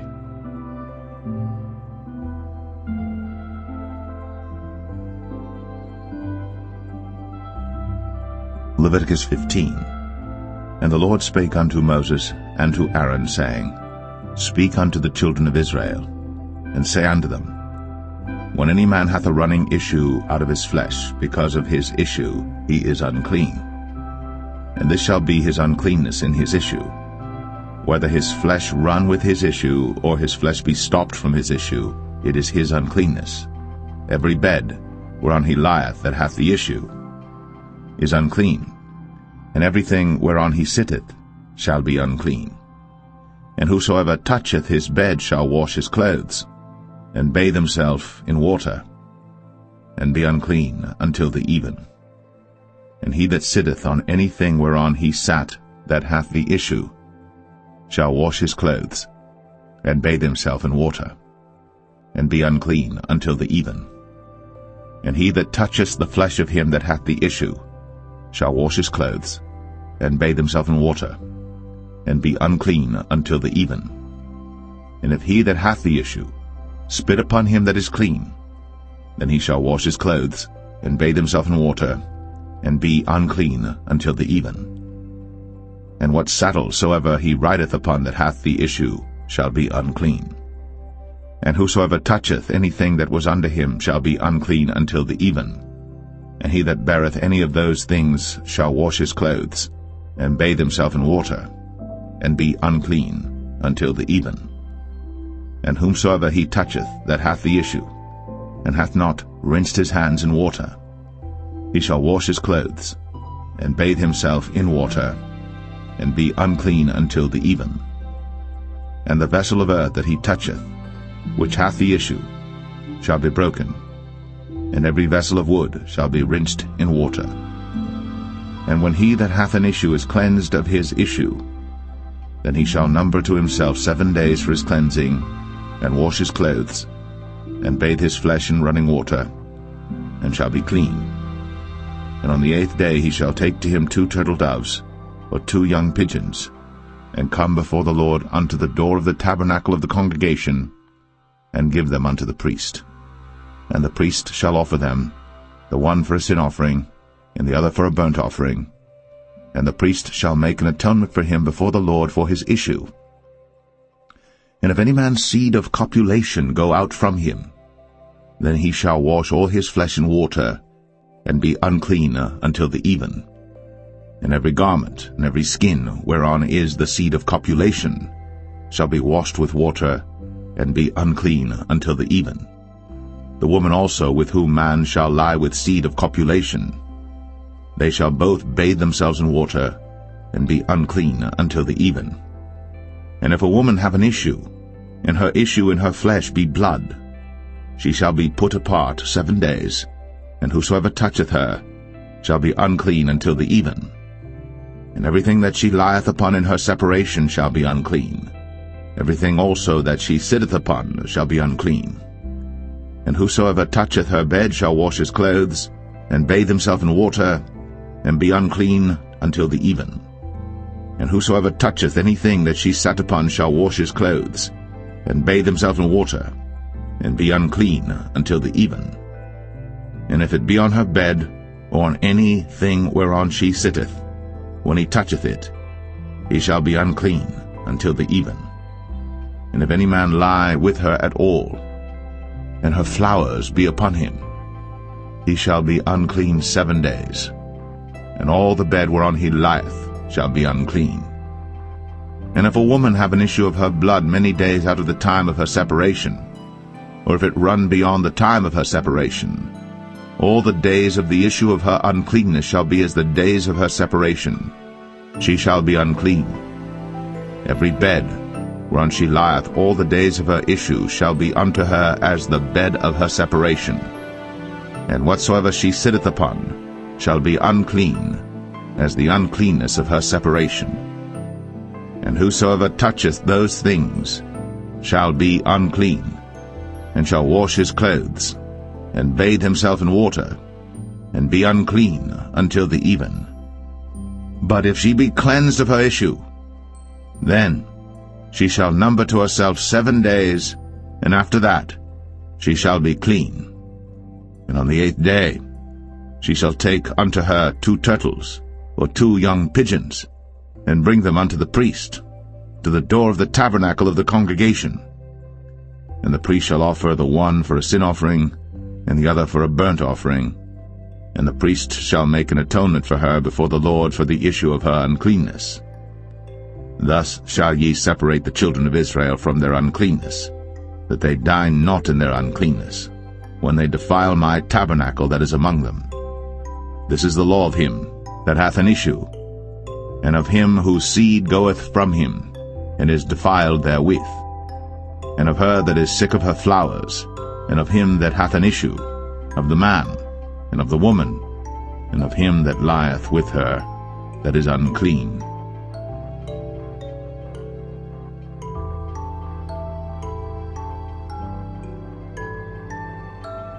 Leviticus 16.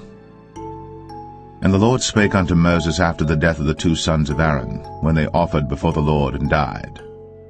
And the Lord said unto Moses, Speak unto Aaron thy brother, that he come not at all times into the holy place within the veil before the mercy seat, which is upon the ark, that he die not. For I will appear in the cloud upon the mercy seat.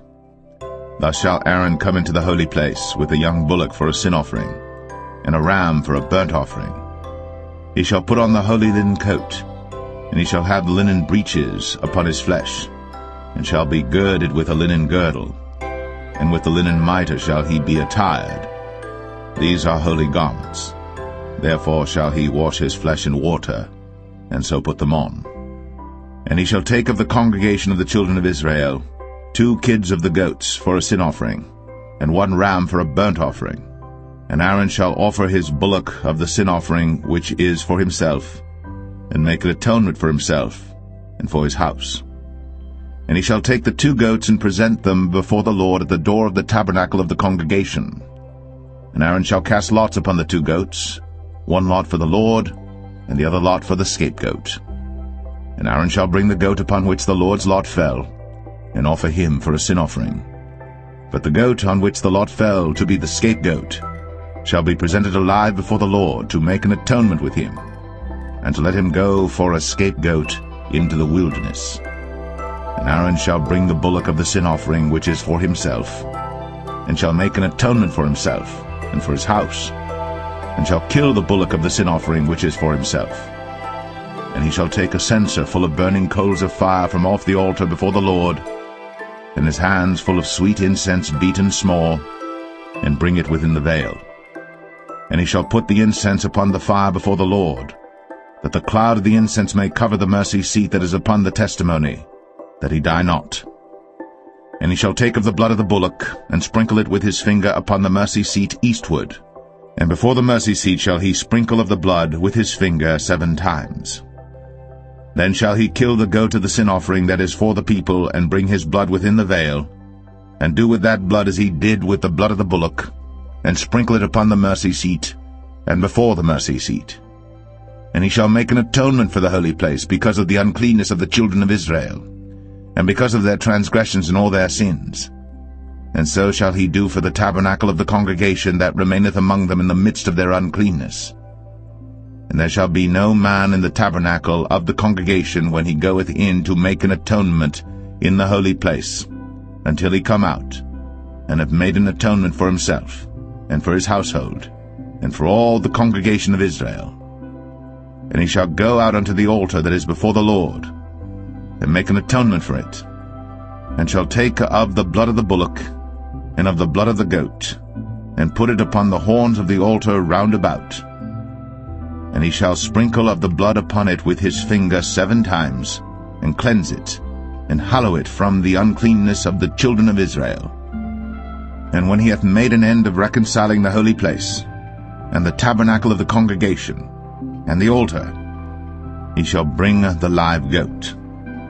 And Aaron shall lay both his hands upon the head of the live goat, and confess over him all the iniquities of the children of Israel, and all their transgressions and all their sins, putting them upon the head of the goat, and shall send him away by the hand of a fit man into the wilderness. And the goat shall bear upon him all their iniquities unto a land not inhabited. And he shall let go the goat in the wilderness. And Aaron shall come into the tabernacle of the congregation, and shall put off the linen garments, which he put on when he went into the holy place, and shall leave them there. And he shall wash his flesh with water in the holy place, and put on his garments, and come forth, and offer his burnt offering, and the burnt offering of the people, and make an atonement for himself and for the people. And the fat of the sin offering shall he burn upon the altar. And he that let go the goat for the scapegoat shall wash his clothes, and bathe his flesh in water, and afterward come into the camp. And the bullock for the sin offering, and the goat for the sin offering, whose blood was brought in to make atonement in the holy place, shall one carry forth without the camp, and they shall burn in the fire their skins, and their flesh, and their dung. And he that burneth them shall wash his clothes, and bathe his flesh in water, and afterward he shall come into the camp. And this shall be a statute forever unto you, that in the 7th month, on the 10th day of the month, ye shall afflict your souls, and do no work at all, whether it be one of your own country or a stranger that sojourneth among you. For on that day shall the priest make an atonement for you, to cleanse you, that ye may be clean from all your sins before the Lord. It shall be a Sabbath of rest unto you, and ye shall afflict your souls by a statute forever. And the priest, whom he shall anoint, and whom he shall consecrate to minister in the priest's office in his father's stead, shall make the atonement, and shall put on the linen clothes, even the holy garments. And he shall make an atonement for the holy sanctuary, and he shall make an atonement for the tabernacle of the congregation, and for the altar. And he shall make an atonement for the priests, and for all the people of the congregation. And this shall be an everlasting statute unto you, to make an atonement for the children of Israel, for all their sins once a year. And he did, as the Lord commanded Moses.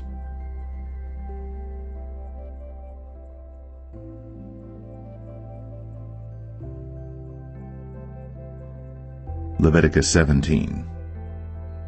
And the Lord spake unto Moses, saying, Speak unto Aaron, and unto his sons, and unto all the children of Israel, and say unto them, This is the thing which the Lord hath commanded, saying, What man soever there be of the house of Israel that killeth an ox, or lamb, or goat, in the camp, or that killeth it out of the camp, and bringeth it not unto the door of the tabernacle of the congregation to offer an offering unto the Lord before the tabernacle of the Lord, blood shall be imputed unto that man. He hath shed blood, and that man shall be cut off from among his people. To the end that the children of Israel may bring their sacrifices which they offer in the open field, even that they may bring them unto the Lord, unto the door of the tabernacle of the congregation, unto the priest, and offer them for peace offerings unto the Lord. And the priest shall sprinkle the blood upon the altar of the Lord at the door of the tabernacle of the congregation, and burn the fat for a sweet savour unto the Lord. And they shall no more offer their sacrifices unto devils, after whom they have gone a-whoring. This shall be a statute forever unto them throughout their generations.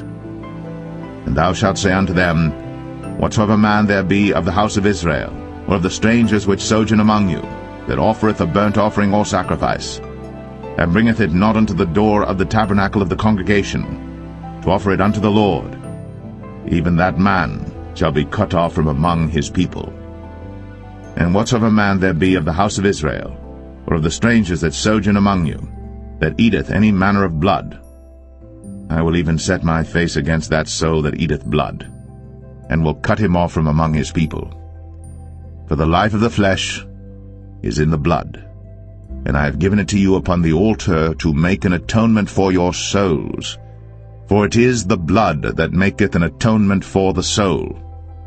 Therefore I said unto the children of Israel, No soul of you shall eat blood, neither shall any stranger that sojourneth among you eat blood. And whatsoever man there be of the children of Israel, or of the strangers that sojourn among you, which hunteth and catcheth any beast or fowl that may be eaten, he shall even pour out the blood thereof, and cover it with dust. For it is the life of all flesh, the blood of it is for the life thereof.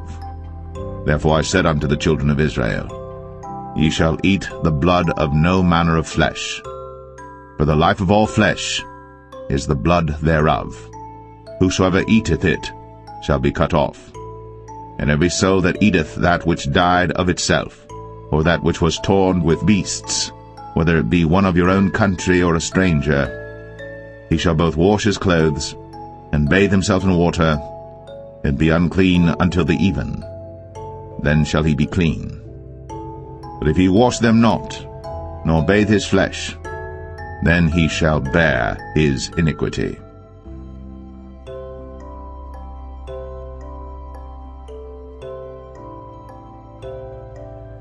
Leviticus 18. And the Lord spake unto Moses, saying, Speak unto the children of Israel, and say unto them, I am the Lord your God. After the doings of the land of Egypt, wherein ye dwelt, shall ye not do, and after the doings of the land of Canaan, whither I bring you, shall ye not do, neither shall ye walk in their ordinances. Ye shall do my judgments, and keep mine ordinances, to walk therein. I am the Lord your God. Ye shall therefore keep my statutes and my judgments, which if a man do, he shall live in them. I am the Lord. None of you shall approach to any that is near of kin to him, to uncover their nakedness. I am the Lord. The nakedness of thy father, or the nakedness of thy mother, shalt thou not uncover. She is thy mother, thou shalt not uncover her nakedness. The nakedness of thy father's wife shalt thou not uncover. It is thy father's nakedness. The nakedness of thy sister, the daughter of thy father, or daughter of thy mother, whether she be born at home or born abroad, even their nakedness thou shalt not uncover. The nakedness of thy son's daughter, or of thy daughter's daughter, even their nakedness thou shalt not uncover. For theirs is thine own nakedness. The nakedness of thy father's wife's daughter, begotten of thy father, she is thy sister. Thou shalt not uncover her nakedness. Thou shalt not uncover the nakedness of thy father's sister. She is thy father's near kinswoman. Thou shalt not uncover the nakedness of thy mother's sister, for she is thy mother's near kinswoman. Thou shalt not uncover the nakedness of thy father's brother. Thou shalt not approach to his wife. She is thine aunt. Thou shalt not uncover the nakedness of thy daughter-in-law. She is thy son's wife. Thou shalt not uncover her nakedness. Thou shalt not uncover the nakedness of thy brother's wife. It is thy brother's nakedness. Thou shalt not uncover the nakedness of a woman and her daughter, neither shalt thou take her son's daughter, or her daughter's daughter, to uncover her nakedness, for they are her near kinswoman. It is wickedness. Neither shalt thou take a wife to her sister, to vex her, to uncover her nakedness, beside the other in her lifetime. Also thou shalt not approach unto a woman to uncover her nakedness, as long as she is put apart for her uncleanness. Moreover, thou shalt not lie carnally with thy neighbor's wife, to defile thyself with her. And thou shalt not let any of thy seed pass through the fire to Moloch, neither shalt thou profane the name of thy God. I am the Lord. Thou shalt not lie with mankind as with womankind. It is abomination. Neither shalt thou lie with any beast, to defile thyself therewith. Neither shall any woman stand before a beast to lie down thereto. It is confusion. Defile not ye yourselves in any of these things. For in all these the nations are defiled which I cast out before you, and the land is defiled. Therefore I do visit the iniquity thereof upon it, and the land itself vomiteth out her inhabitants. Ye shall therefore keep my statutes and my judgments, and shall not commit any of these abominations, neither any of your own nation, nor any stranger that sojourneth among you. For all these abominations have the men of the land done, which were before you, and the land is defiled, that the land spew not you out also, when ye defile it, as it spewed out the nations that were before you. For whosoever shall commit any of these abominations, even the souls that commit them, shall be cut off from among their people. Therefore shall ye keep mine ordinance, that ye commit not any one of these abominable customs, which were committed before you, and that ye defile not yourselves therein. I am the Lord your God.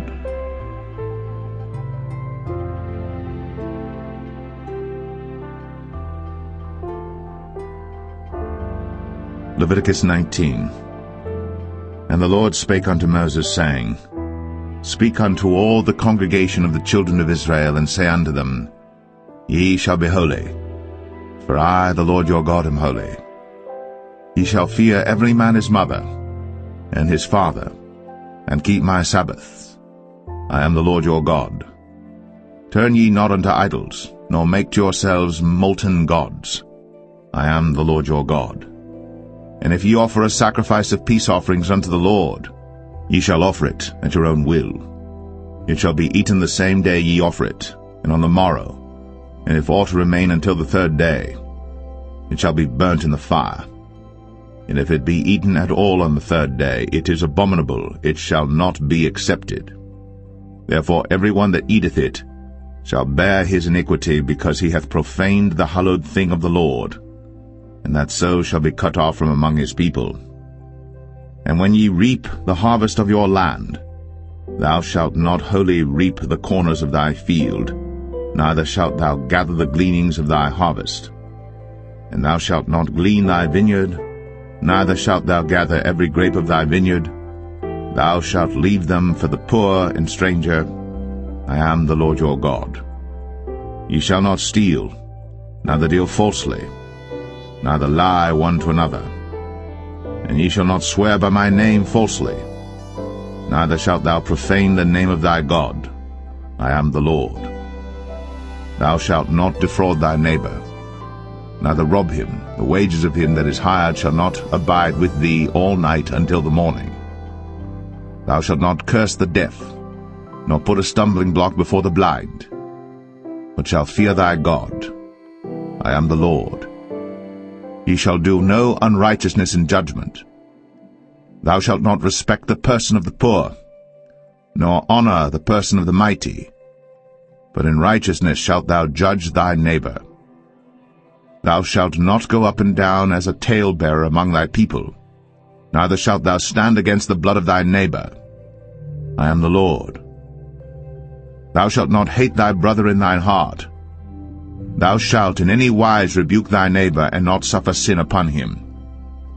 Thou shalt not avenge, nor bear any grudge against the children of thy people, but thou shalt love thy neighbor as thyself. I am the Lord. Ye shall keep my statutes. Thou shalt not let thy cattle gender with a diverse kind. Thou shalt not sow thy field with mingled seed, neither shall a garment mingled of linen and woolen come upon thee. And whosoever lieth carnally with a woman that is a bondmaid, betrothed to an husband, and not at all redeemed, nor freedom given her, she shall be scourged. They shall not be put to death, because she was not free. And he shall bring his trespass offering unto the Lord, unto the door of the tabernacle of the congregation, even a ram for a trespass offering. And the priest shall make an atonement for him with the ram of the trespass offering before the Lord for his sin which he hath done, and the sin which he hath done shall be forgiven him. And when ye shall come into the land, and shall have planted all manner of trees for food, then ye shall count the fruit thereof as uncircumcised. 3 years shall it be as uncircumcised unto you. It shall not be eaten of. But in the 4th year all the fruit thereof shall be holy, to praise the Lord withal. And in the 5th year shall ye eat of the fruit thereof, that it may yield unto you the increase thereof. I am the Lord your God. Ye shall not eat anything with the blood, neither shall ye use enchantment, nor observe times. Ye shall not round the corners of your heads, neither shalt thou mar the corners of thy beard. Ye shall not make any cuttings in your flesh for the dead, nor print any marks upon you. I am the Lord. Do not prostitute thy daughter to cause her to be a whore, lest the land fall to whoredom, and the land become full of wickedness. Ye shall keep my Sabbaths, and reverence my sanctuary. I am the Lord. Regard not them that have familiar spirits, neither seek after wizards, to be defiled by them. I am the Lord your God.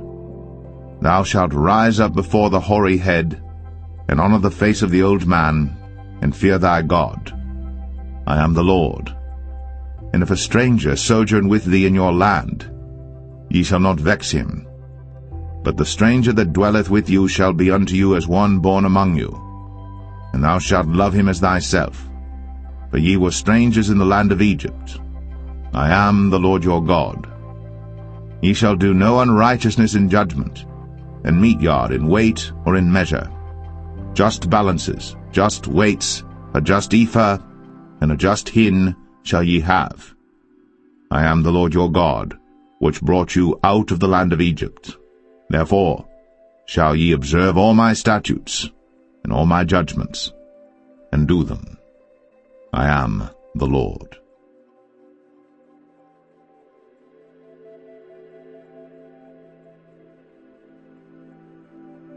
Leviticus 20. And the Lord spake unto Moses, saying, Again, thou shalt say to the children of Israel, Whosoever he be of the children of Israel, or of the strangers that sojourn in Israel, that giveth any of his seed unto Moloch, he shall surely be put to death. The people of the land shall stone him with stones. And I will set my face against that man, and will cut him off from among his people, because he hath given of his seed unto Moloch, to defile my sanctuary, and to profane my holy name. And if the people of the land do any ways hide their eyes from the man, when he giveth of his seed unto Moloch, and kill him not, then I will set my face against that man, and against his family, and will cut him off, and all that go a-whoring after him, to commit whoredom with Moloch from among their people. And the soul that turneth after such as have familiar spirits, and after wizards, to go a-whoring after them, I will even set my face against that soul, and will cut him off from among his people. Sanctify yourselves therefore, and be ye holy, for I am the Lord your God. And ye shall keep my statutes, and do them. I am the Lord which sanctify you. For every one that curseth his father or his mother shall be surely put to death. He hath cursed his father or his mother, his blood shall be upon him. And the man that committeth adultery with another man's wife, even he that committeth adultery with his neighbor's wife, the adulterer and the adulteress, shall surely be put to death. And the man that lieth with his father's wife hath uncovered his father's nakedness. Both of them shall surely be put to death. Their blood shall be upon them. And if a man lie with his daughter-in-law, both of them shall surely be put to death. They have wrought confusion. Their blood shall be upon them. If a man also lie with mankind, as he lieth with a woman, both of them have committed an abomination. They shall surely be put to death. Their blood shall be upon them. And if a man take a wife and her mother, it is wickedness.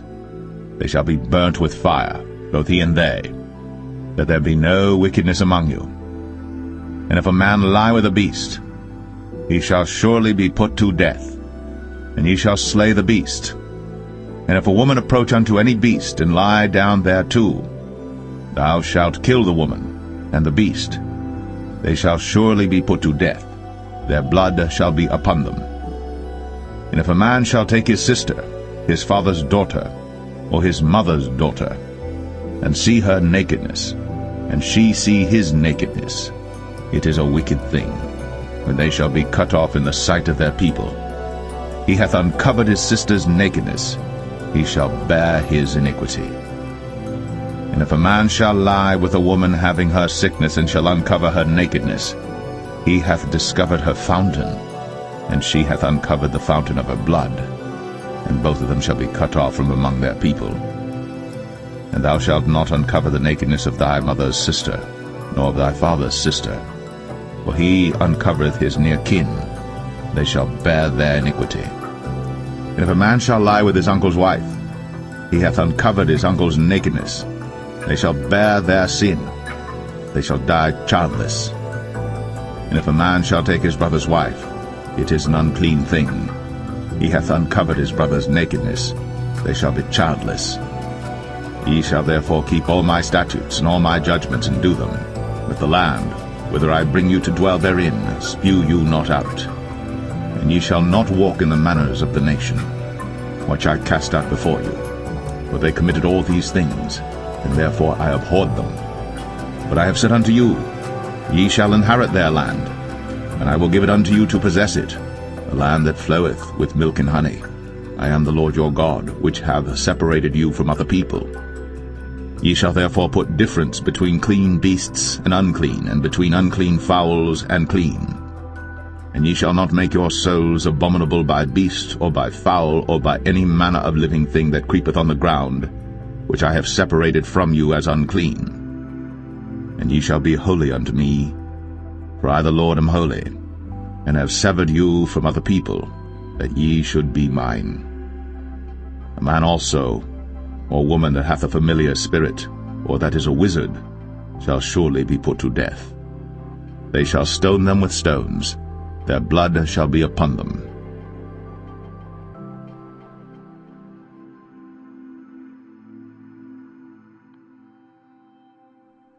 Leviticus 21.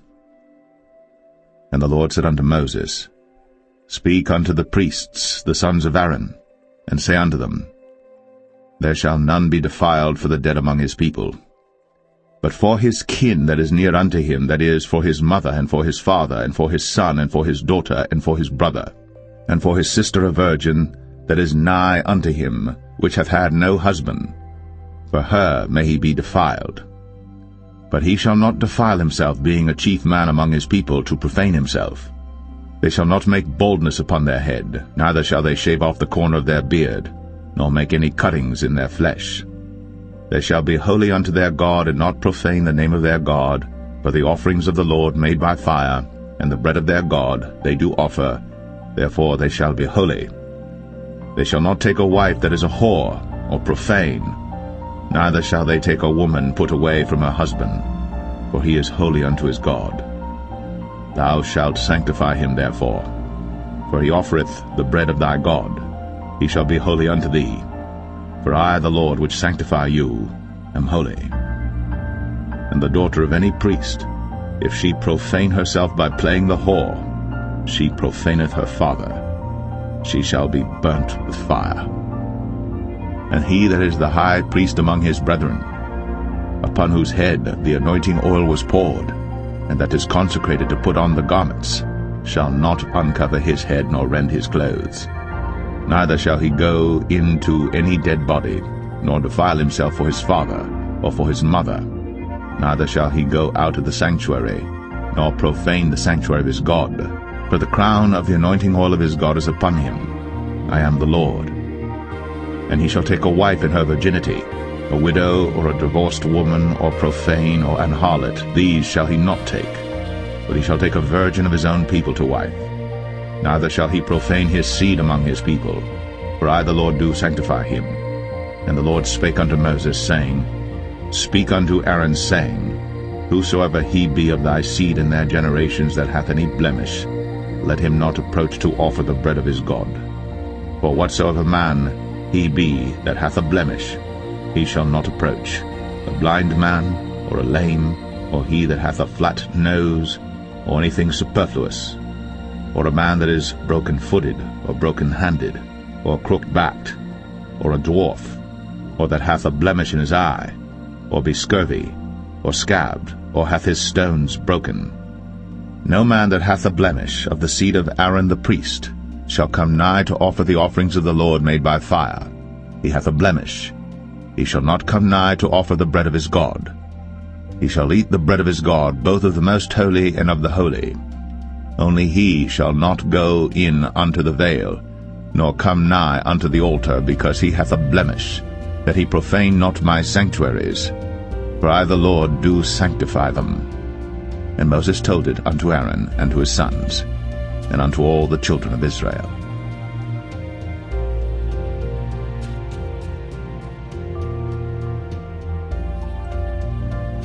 Leviticus 22. And the Lord spake unto Moses, saying, Speak unto Aaron and to his sons, that they separate themselves from the holy things of the children of Israel, and that they profane not my holy name in those things which they hallow unto me. I am the Lord. Say unto them, Whosoever he be of all your seed among your generations, that goeth unto the holy things, which the children of Israel hallow unto the Lord, having his uncleanness upon him, that soul shall be cut off from my presence. I am the Lord. What man soever of the seed of Aaron is a leper, or hath a running issue, he shall not eat of the holy things until he be clean. And whoso toucheth anything that is unclean by the dead, or a man whose seed goeth from him, or whosoever toucheth any creeping thing, whereby he may be made unclean, or a man of whom he may take uncleanness, whatsoever uncleanness he hath, the soul which hath touched any such shall be unclean until even, and shall not eat of the holy things, unless he wash his flesh with water. And when the sun is down, he shall be clean, and shall afterward eat of the holy things, because it is his food. That which dieth of itself, or is torn with beasts, he shall not eat to defile himself therewith. I am the Lord. They shall therefore keep mine ordinance, lest they bear sin for it, and die therefore if they profane it. I the Lord do sanctify them. There shall no stranger eat of the holy thing. A sojourner of the priest, or an hired servant, shall not eat of the holy thing. But if the priest buy any soul with his money, he shall eat of it. And he that is born in his house, they shall eat of his meat. If the priest's daughter also be married unto a stranger, she may not eat of an offering of the holy things. But if the priest's daughter be a widow, or divorced, and have no child, and is returned unto her father's house, as in her youth, she shall eat of her father's meat, but there shall no stranger eat thereof. And if a man eat of the holy thing unwittingly, then he shall put the fifth part thereof unto it, and shall give it unto the priest with the holy thing. And they shall not profane the holy things of the children of Israel, which they offer unto the Lord, or suffer them to bear the iniquity of trespass, when they eat their holy things. For I the Lord do sanctify them. And the Lord spake unto Moses, saying, Speak unto Aaron and to his sons, and unto all the children of Israel, and say unto them, Whatsoever he be of the house of Israel, or of the strangers in Israel, that will offer his oblation for all his vows, and for all his freewill offerings, which they will offer unto the Lord for a burnt offering, ye shall offer at your own will a male without blemish, of the beeves, of the sheep, or of the goats. But whatsoever hath a blemish, that shall ye not offer, for it shall not be acceptable for you. And whosoever offereth a sacrifice of peace offerings unto the Lord to accomplish his vow, or a freewill offering in beeves or sheep, it shall be perfect to be accepted. There shall be no blemish therein. Blind, or broken, or maimed, or having a wen, or scurvy, or scabbed, ye shall not offer these unto the Lord, nor make an offering by fire of them upon the altar unto the Lord, either a bullock, or a lamb that hath anything superfluous or lacking in his parts, that mayest thou offer for a freewill offering, but for a vow it shall not be accepted. Ye shall not offer unto the Lord that which is bruised, or crushed, or broken, or cut. Neither shall ye make any offering thereof in your land. Neither from a stranger's hand shall ye offer the bread of your God of any of these, because their corruption is in them, and blemishes be in them. They shall not be accepted for you. And the Lord spake unto Moses, saying, When a bullock or a sheep or a goat is brought forth, then it shall be 7 days under the dam, and from the 8th day and thenceforth it shall be accepted for an offering made by fire unto the Lord. And whether it be cow or ewe, ye shall not kill it and her young both in 1 day. And when ye will offer a sacrifice of thanksgiving unto the Lord, offer it at your own will. On the same day it shall be eaten up. Ye shall leave none of it until the morrow. I am the Lord. Therefore shall ye keep my commandments and do them. I am the Lord. Neither shall ye profane my holy name, but I will be hallowed among the children of Israel. I am the Lord which hallow you, that brought you out of the land of Egypt to be your God. I am the Lord.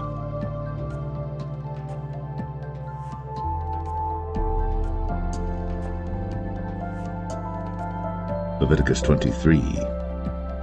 And the Lord spake unto Moses, saying, Speak unto the children of Israel, and say unto them, concerning the feasts of the Lord, which ye shall proclaim to be holy convocations, even these are my feasts. 6 days shall work be done, but the 7th day is the Sabbath of rest, and holy convocation. Ye shall do no work therein. It is the Sabbath of the Lord in all your dwellings.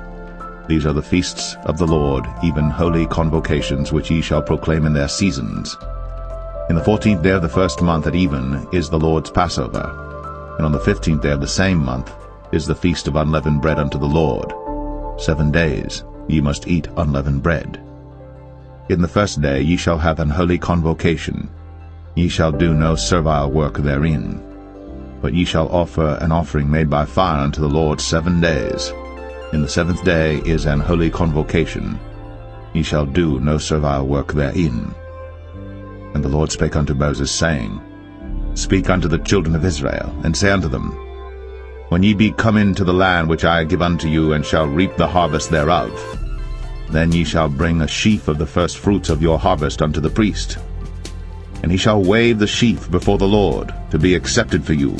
On the morrow after the Sabbath the priest shall wave it. And ye shall offer that day, when ye wave the sheaf, an he-lamb without blemish of the 1st year for a burnt offering unto the Lord. And the meat offering thereof shall be 2/10 deals of fine flour mingled with oil, an offering made by fire unto the Lord for a sweet savour. And the drink offering thereof shall be of wine, the 4th part of an hin. And ye shall eat neither bread, nor parched corn, nor green ears, until the selfsame day that ye have brought an offering unto your God. It shall be a statute forever throughout your generations in all your dwellings. And ye shall count unto you from the morrow after the Sabbath, from the day that ye brought the sheaf of the wave offering, 7 Sabbaths shall be complete. Even unto the morrow, after the 7th Sabbath, shall ye number 50 days. And ye shall offer a new meat offering unto the Lord. Ye shall bring out of your habitations 2 wave loaves of 2/10 deals. They shall be of fine flour. They shall be baked with leaven. They are the first fruits unto the Lord. And ye shall offer with the bread 7 lambs without blemish of the 1st year, and 1 young bullock, and 2 rams. They shall be for a burnt offering unto the Lord, with their meat offering, and their drink offerings, even an offering made by fire of sweet savour unto the Lord. Then ye shall sacrifice 1 kid of the goats for a sin offering, and 2 lambs of the 1st year for a sacrifice of peace offerings. And the priest shall wave them with the bread of the first fruits for a wave offering before the Lord. With the 2 lambs they shall be holy to the Lord for the priests. And ye shall proclaim on the selfsame day, that it may be an holy convocation unto you. Ye shall do no servile work therein. It shall be a statute forever in all your dwellings throughout your generations. And when ye reap the harvest of your land, thou shalt not make clean riddance of the corners of thy field when thou reapest, neither shalt thou gather any gleanings of thy harvest. Thou shalt leave them unto the poor, and to the stranger. I am the Lord your God. And the Lord spake unto Moses, saying, Speak unto the children of Israel, saying, In the 7th month, in the 1st day of the month, shall ye have a Sabbath, a memorial of blowing of trumpets, and holy convocation. Ye shall do no servile work therein, but ye shall offer an offering made by fire unto the Lord. And the Lord spake unto Moses, saying, Also on the 10th day of this 7th month there shall be a day of atonement. It shall be an holy convocation unto you. And ye shall afflict your souls, and offer an offering made by fire unto the Lord. And ye shall do no work in that same day. For it is a day of atonement, to make an atonement for you before the Lord your God. For whatsoever soul it be that shall not be afflicted in that same day, he shall be cut off from among his people. And whatsoever soul it be that doeth any work in that same day, the same soul will I destroy from among his people. He shall do no manner of work. It shall be a statute forever throughout your generations in all your dwellings. It shall be unto you a Sabbath of rest, and ye shall afflict your souls. In the 9th day of the month at even, from even unto even shall ye celebrate your Sabbath. And the Lord spake unto Moses, saying, Speak unto the children of Israel, saying, The 15th day of this 7th month shall be the Feast of Tabernacles for 7 days unto the Lord. On the 1st day shall be an holy convocation. Ye shall do no servile work therein. 7 days ye shall offer an offering made by fire unto the Lord. On the 8th day shall be an holy convocation unto you, and ye shall offer an offering made by fire unto the Lord. It is a solemn assembly, and ye shall do no servile work therein. These are the feasts of the Lord which ye shall proclaim to be holy convocations, to offer an offering made by fire unto the Lord, a burnt offering, and a meat offering, a sacrifice, and drink offerings, everything upon his day. Beside the Sabbaths of the Lord, and beside your gifts, and beside all your vows, and beside all your free will offerings which ye give unto the Lord, also in the 15th day of the 7th month, when ye have gathered in the fruit of the land, ye shall keep a feast unto the Lord 7 days. On the 1st day shall be a Sabbath, and on the 8th day shall be a Sabbath. And ye shall take you on the 1st day the boughs of goodly trees, branches of palm trees, and the boughs of thick trees, and willows of the brook. And ye shall rejoice before the Lord your God 7 days. And ye shall keep it a feast unto the Lord 7 days in the year. It shall be a statute forever in your generations. Ye shall celebrate it in the 7th month. Ye shall dwell in booths 7 days. All that are Israelites born shall dwell in booths. That your generations may know that I made the children of Israel to dwell in booths, when I brought them out of the land of Egypt. I am the Lord your God. And Moses declared unto the children of Israel the feasts of the Lord.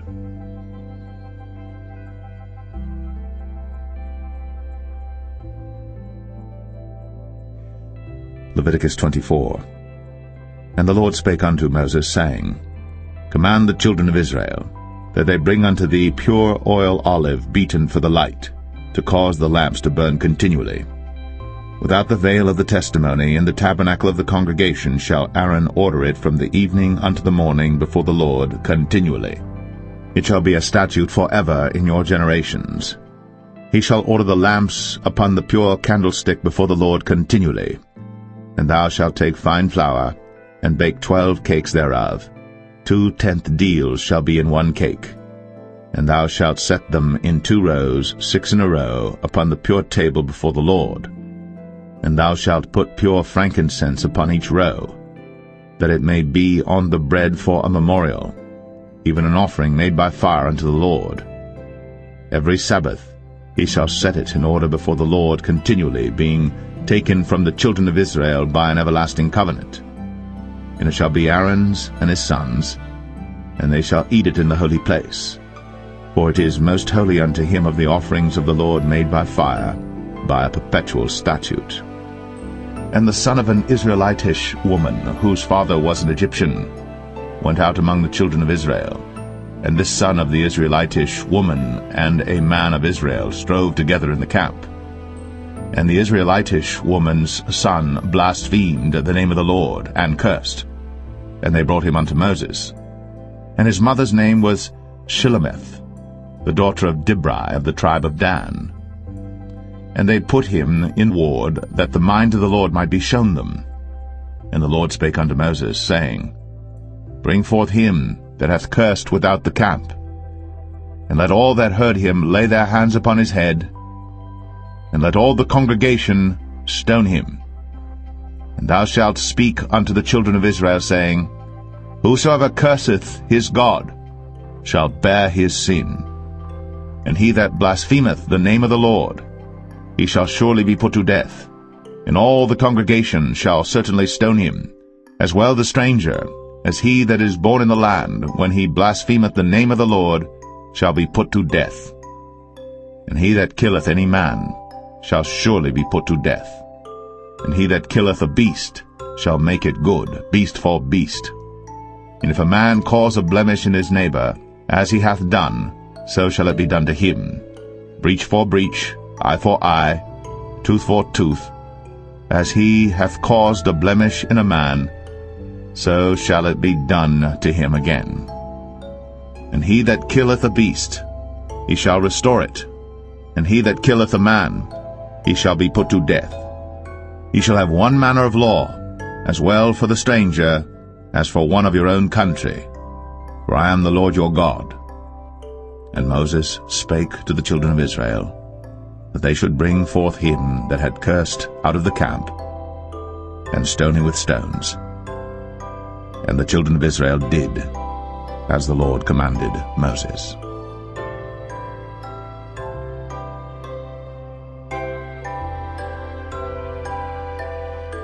Leviticus 25. And the Lord spake unto Moses in Mount Sinai, saying, Speak unto the children of Israel, and say unto them, When ye come into the land which I give you, then shall the land keep a Sabbath unto the Lord. 6 years thou shalt sow thy field, and 6 years thou shalt prune thy vineyard, and gather in the fruit thereof. But in the 7th year shall be a Sabbath of rest unto the land, a Sabbath for the Lord. Thou shalt neither sow thy field, nor prune thy vineyard. That which groweth of its own accord of thy harvest thou shalt not reap, neither gather the grapes of thy vine undressed. For it is a year of rest unto the land, and the Sabbath of the land shall be meat for you, for thee and for thy servant, and for thy maid, and for thy hired servant, and for thy stranger that sojourneth with thee, and for thy cattle, and for the beast that are in thy land shall all the increase thereof be meat. And thou shalt number 7 Sabbaths of years unto thee, 7 times 7 years, and the space of the 7 Sabbaths of years shall be unto thee 49 years. Then shalt thou cause the trumpet of the Jubilee to sound on the 10th day of the 7th month. In the day of atonement shall ye make the trumpet sound throughout all your land. And ye shall hallow the 50th year, and proclaim liberty throughout all the land unto all the inhabitants thereof. It shall be a jubilee unto you. And ye shall return every man unto his possession, and ye shall return every man unto his family. A jubilee shall that 50th year be unto you. Ye shall not sow, neither reap that which groweth of itself in it, nor gather the grapes in it of thy vine undressed. For it is the jubilee. It shall be holy unto you. Ye shall eat the increase thereof out of the field. In the year of this jubilee ye shall return every man unto his possession. And if thou sell aught unto thy neighbor, or buyest aught of thy neighbor's hand, ye shall not oppress one another. According to the number of years after the jubilee thou shalt buy of thy neighbor, and according unto the number of years of the fruits he shall sell unto thee. According to the multitude of years thou shalt increase the price thereof, and according to the fewness of years thou shalt diminish the price of it, for according to the number of the years of the fruits doth he sell unto thee. Ye shall not therefore oppress one another, but thou shalt fear thy God, for I am the Lord your God. Wherefore ye shall do my statutes, and keep my judgments, and do them.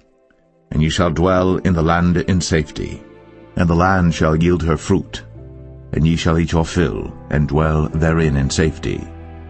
And if ye shall say, What shall we eat the 7th year? Behold, we shall not sow, nor gather in our increase. Then I will command my blessing upon you in the 6th year, and it shall bring forth fruit for 3 years. And ye shall sow the 8th year, and eat yet of old fruit until the 9th year. Until her fruits come in, ye shall eat of the old store. The land shall not be sold forever, for the land is mine, for ye are strangers and sojourners with me. And in all the land of your possession ye shall grant a redemption for the land. If thy brother be waxen poor, and hath sold away some of his possession, and if any of his kin come to redeem it, then shall he redeem that which his brother sold. And if the man have none to redeem it, and himself be able to redeem it, then let him count the years of the sale thereof, and restore the overplus unto the man to whom he sold it, that he may return unto his possession. But if he be not able to restore it to him, then that which is sold shall remain in the hand of him that hath bought it until the year of Jubilee, and in the Jubilee it shall go out, and he shall return unto his possession.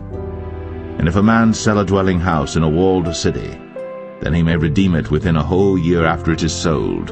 Within a full year may he redeem it. And if it be not redeemed within the space of a full year, then the house that is in the walled city shall be established for ever to him that bought it throughout his generations. It shall not go out in the Jubilee. But the houses of the villages which have no wall round about them shall be counted as the fields of the country. They may be redeemed, and they shall go out in the Jubilee. Notwithstanding the cities of the Levites, and the houses of the cities of their possession, may the Levites redeem at any time. And if a man purchase of the Levites, then the house that was sold, and the city of his possession, shall go out in the year of Jubilee, for the houses of the cities of the Levites are their possession among the children of Israel. But the field of the suburbs of their cities may not be sold, for it is their perpetual possession. And if thy brother be waxen poor, and fallen in decay with thee, then thou shalt relieve him, yea, though he be a stranger, or a sojourner, that he may live with thee. Take thou no usury of him, or increase, but fear thy God, that thy brother may live with thee.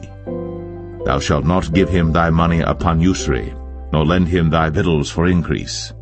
I am the Lord your God, which brought you forth out of the land of Egypt, to give you the land of Canaan, and to be your God. And if thy brother that dwelleth by thee be waxen poor, and be sold unto thee, thou shalt not compel him to serve as a bondservant, but as an hired servant, and as a sojourner. He shall be with thee, and shall serve thee unto the year of Jubilee. And then shall he depart from thee, both he and his children with him, and shall return unto his own family, and unto the possession of his fathers shall he return. For they are my servants, which I brought forth out of the land of Egypt. They shall not be sold as bondmen. Thou shalt not rule over him with rigor, but shalt fear thy God. Both thy bondmen and thy bondmaids, which thou shalt have, shall be of the heathen that are round about you. Of them shall ye buy bondmen and bondmaids. Moreover, of the children of the strangers that do sojourn among you, of them shall ye buy, and of their families that are with you, which they begat in your land, and they shall be your possession. And ye shall take them as an inheritance for your children after you, to inherit them for a possession. They shall be your bondmen forever. But over your brethren, the children of Israel, ye shall not rule one over another with rigor. And if a sojourner or stranger wax rich by thee, and thy brother that dwelleth by him wax poor, and sell himself unto the stranger or sojourner by thee, or to the stock of the stranger's family, after that he is sold, he may be redeemed again. One of his brethren may redeem him.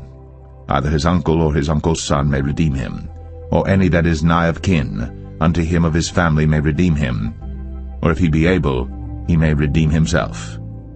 And he shall reckon with him that bought him from the year that he was sold to him unto the year of Jubilee. And the price of his sale shall be according unto the number of years. According to the time of an hired servant shall it be with him. If there be yet many years behind, according unto them, he shall give again the price of his redemption out of the money that he was bought for. And if there remain but few years unto the year of Jubilee, then he shall count with him, and according unto his years shall he give him again the price of his redemption. And as a yearly hired servant shall he be with him, and the other shall not rule with rigor over him in thy sight. And if he be not redeemed in these years, then he shall go out in the year of Jubilee, both he and his children with him. For unto me the children of Israel are servants. They are my servants whom I brought forth out of the land of Egypt. I am the Lord your God.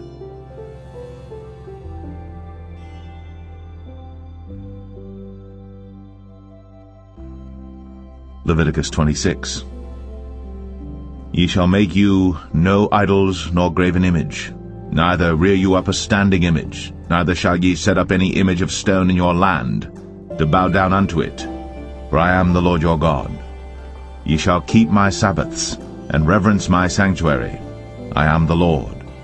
If ye walk in my statutes, and keep my commandments, and do them, then I will give you rain in due season, and the land shall yield her increase, and the trees of the field shall yield their fruit. And your threshing shall reach unto the vintage, and the vintage shall reach unto the sowing time. And ye shall eat your bread to the full, and dwell in your land safely. And I will give peace in the land, and ye shall lie down, and none shall make you afraid. And I will rid evil beasts out of the land, neither shall the sword go through your land. And ye shall chase your enemies, and they shall fall before you by the sword. And 5 of you shall chase 100, and 100 of you shall put 10,000 to flight. And your enemies shall fall before you by the sword. For I will have respect unto you, and make you fruitful, and multiply you, and establish my covenant with you. And ye shall eat old store, and bring forth the old because of the new. And I will set my tabernacle among you, and my soul shall not abhor you. And I will walk among you, and will be your God, and ye shall be my people. I am the Lord your God, which brought you forth out of the land of Egypt, that ye should not be their bondmen. And I have broken the bands of your yoke, and made you go upright. But if ye will not hearken unto me, and will not do all these commandments, and if ye shall despise my statutes, or if your soul abhor my judgments, so that ye will not do all my commandments, but that ye break my covenant, I also will do this unto you. I will even appoint over you terror, consumption, and the burning ague, that shall consume the eyes, and cause sorrow of heart. And ye shall sow your seed in vain, for your enemies shall eat it. And I will set my face against you, and ye shall be slain before your enemies. They that hate you shall reign over you, and ye shall flee when none pursueth you. And if ye will not yet for all this hearken unto me, then I will punish you 7 times more for your sins. And I will break the pride of your power, and I will make your heaven as iron, and your earth as brass, and your strength shall be spent in vain.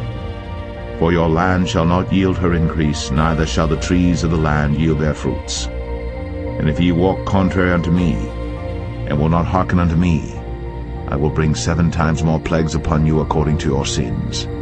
I will also send wild beasts among you, which shall rob you of your children, and destroy your cattle, and make you few in number, and your highways shall be desolate.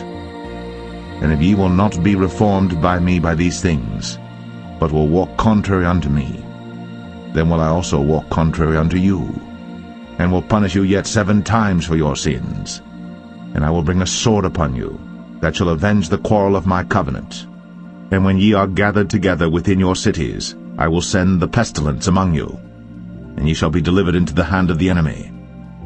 And when I have broken the staff of your bread, 10 women shall bake your bread in 1 oven, and they shall deliver you your bread again by weight, and ye shall eat and not be satisfied.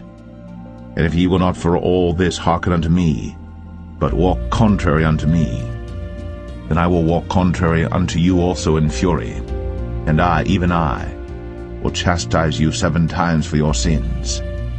And ye shall eat the flesh of your sons, and the flesh of your daughters shall ye eat.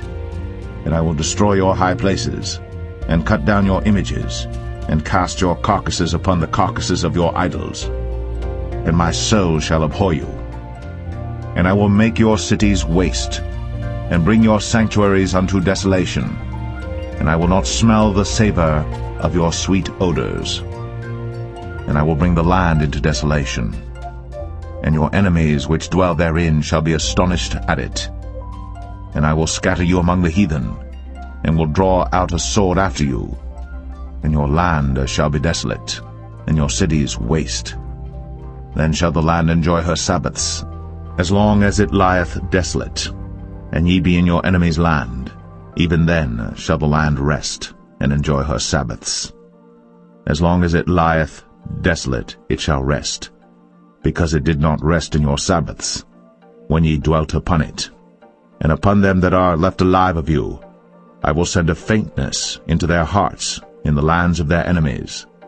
And the sound of a shaken leaf shall chase them, and they shall flee, as fleeing from a sword, and they shall fall when none pursueth. And they shall fall one upon another, as it were before a sword, when none pursueth. And ye shall have no power to stand before your enemies. And ye shall perish among the heathen. And the land of your enemies shall eat you up. And they that are left of you shall pine away in their iniquity in your enemies' lands. And also in the iniquities of their fathers shall they pine away with them.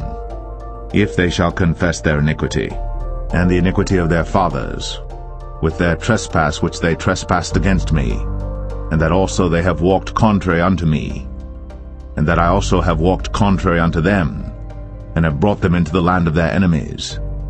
If then their uncircumcised hearts be humbled, and they then accept of the punishment of their iniquity, then will I remember my covenant with Jacob, and also my covenant with Isaac, and also my covenant with Abraham will I remember, and I will remember the land. The land also shall be left of them, and shall enjoy her Sabbaths, while she lieth desolate without them. And they shall accept of the punishment of their iniquity, even because they despised my judgments, and because their soul abhorred my statutes. And yet for all that, when they be in the land of their enemies, I will not cast them away, neither will I abhor them to destroy them utterly, and to break my covenant with them, for I am the Lord their God. But I will for their sakes remember the covenant of their ancestors, whom I brought forth out of the land of Egypt, in the sight of the heathen, that I might be their God. I am the Lord. These are the statutes and judgments and laws which the Lord made between him and the children of Israel in Mount Sinai by the hand of Moses.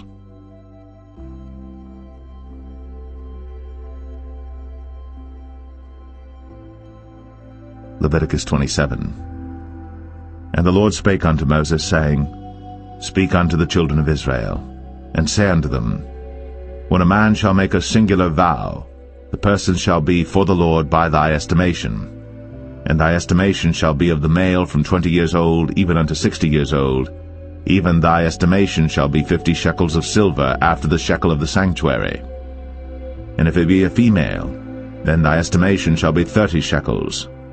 And if it be from 5 years old even unto 20 years old, then thy estimation shall be of the male 20 shekels, and for the female 10 shekels. And if it be from a month old even unto 5 years old, then thy estimation shall be of the male 5 shekels of silver, and for the female thy estimation shall be 3 shekels of silver. And if it be from 60 years old and above, if it be a male, then thy estimation shall be 15 shekels, and for the female 10 shekels. But if he be poorer than thy estimation, then he shall present himself before the priest, and the priest shall value him, according to his ability that vowed shall the priest value him. And if it be a beast, whereof men bring an offering unto the Lord, all that any man giveth of such unto the Lord shall be holy. He shall not alter it, nor change it, a good for a bad, or a bad for a good. And if he shall at all change beast for beast, then it and the exchange thereof shall be holy. And if it be any unclean beast, of which they do not offer a sacrifice unto the Lord, then he shall present the beast before the priest. And the priest shall value it, whether it be good or bad, as thou valuest it, who art the priest, so shall it be. But if he will at all redeem it, then he shall add a 5th part thereof unto thy estimation. And when a man shall sanctify his house to be holy unto the Lord, then the priest shall estimate it, whether it be good or bad, as the priest shall estimate it, so shall it stand. And if he that sanctified it will redeem his house, then he shall add the 5th part of the money of thy estimation unto it, and it shall be his. And if a man shall sanctify unto the Lord some part of a field of his possession, then thy estimation shall be according to the seed thereof, and homer of barley seed shall be valued at 50 shekels of silver. If he sanctify his field from the year of Jubilee according to thy estimation, it shall stand. But if he sanctify his field after the Jubilee, then the priest shall reckon unto him the money according to the years that remain, even unto the year of the Jubilee, and it shall be abated from thy estimation. And if he that sanctified the field will in any wise redeem it, then he shall add the 5th part of the money of thy estimation unto it. and it shall be assured to him. And if he will not redeem the field, or if he have sold the field to another man, it shall not be redeemed any more. But the field, when it goeth out in the Jubilee, shall be holy unto the Lord, as a field devoted. The possession thereof shall be the priest's. And if a man sanctify unto the Lord a field which he hath bought, which is not of the fields of his possession, then the priest shall reckon unto him the worth of thy estimation, even unto the year of the Jubilee, and he shall give thine estimation in that day as a holy thing unto the Lord. In the year of the Jubilee the field shall return unto him of whom it was bought, even to him to whom the possession of the land did belong. And all thy estimation shall be according to the shekel of the sanctuary. 20 gerahs shall be the shekel. Only the firstling of the beasts, which should be the Lord's firstling, no man shall sanctify it, whether it be ox or sheep, it is the Lord's. And if it be of an unclean beast, then he shall redeem it according to thine estimation, and shall add a fifth part of it thereto. Or if it be not redeemed, then it shall be sold according to thy estimation. Notwithstanding no devoted thing, that a man shall devote unto the Lord of all that he hath, both of man and beast, and of the field of his possession, shall be sold or redeemed. Every devoted thing is most holy unto the Lord. None devoted, which shall be devoted of men, shall be redeemed, but shall surely be put to death. And all the tithe of the land, whether of the seed of the land or of the fruit of the tree, is the Lord's. It is holy unto the Lord. And if a man will at all redeem aught of his tithes, he shall add thereto the fifth part thereof. And concerning the tithe of the herd or of the flock, even of whatsoever passeth under the rod, the 10th shall be holy unto the Lord. He shall not search whether it be good or bad, neither shall he change it. And if he change it at all, then both it and the change thereof shall be holy. It shall not be redeemed. These are the commandments which the Lord commanded Moses for the children of Israel in Mount Sinai.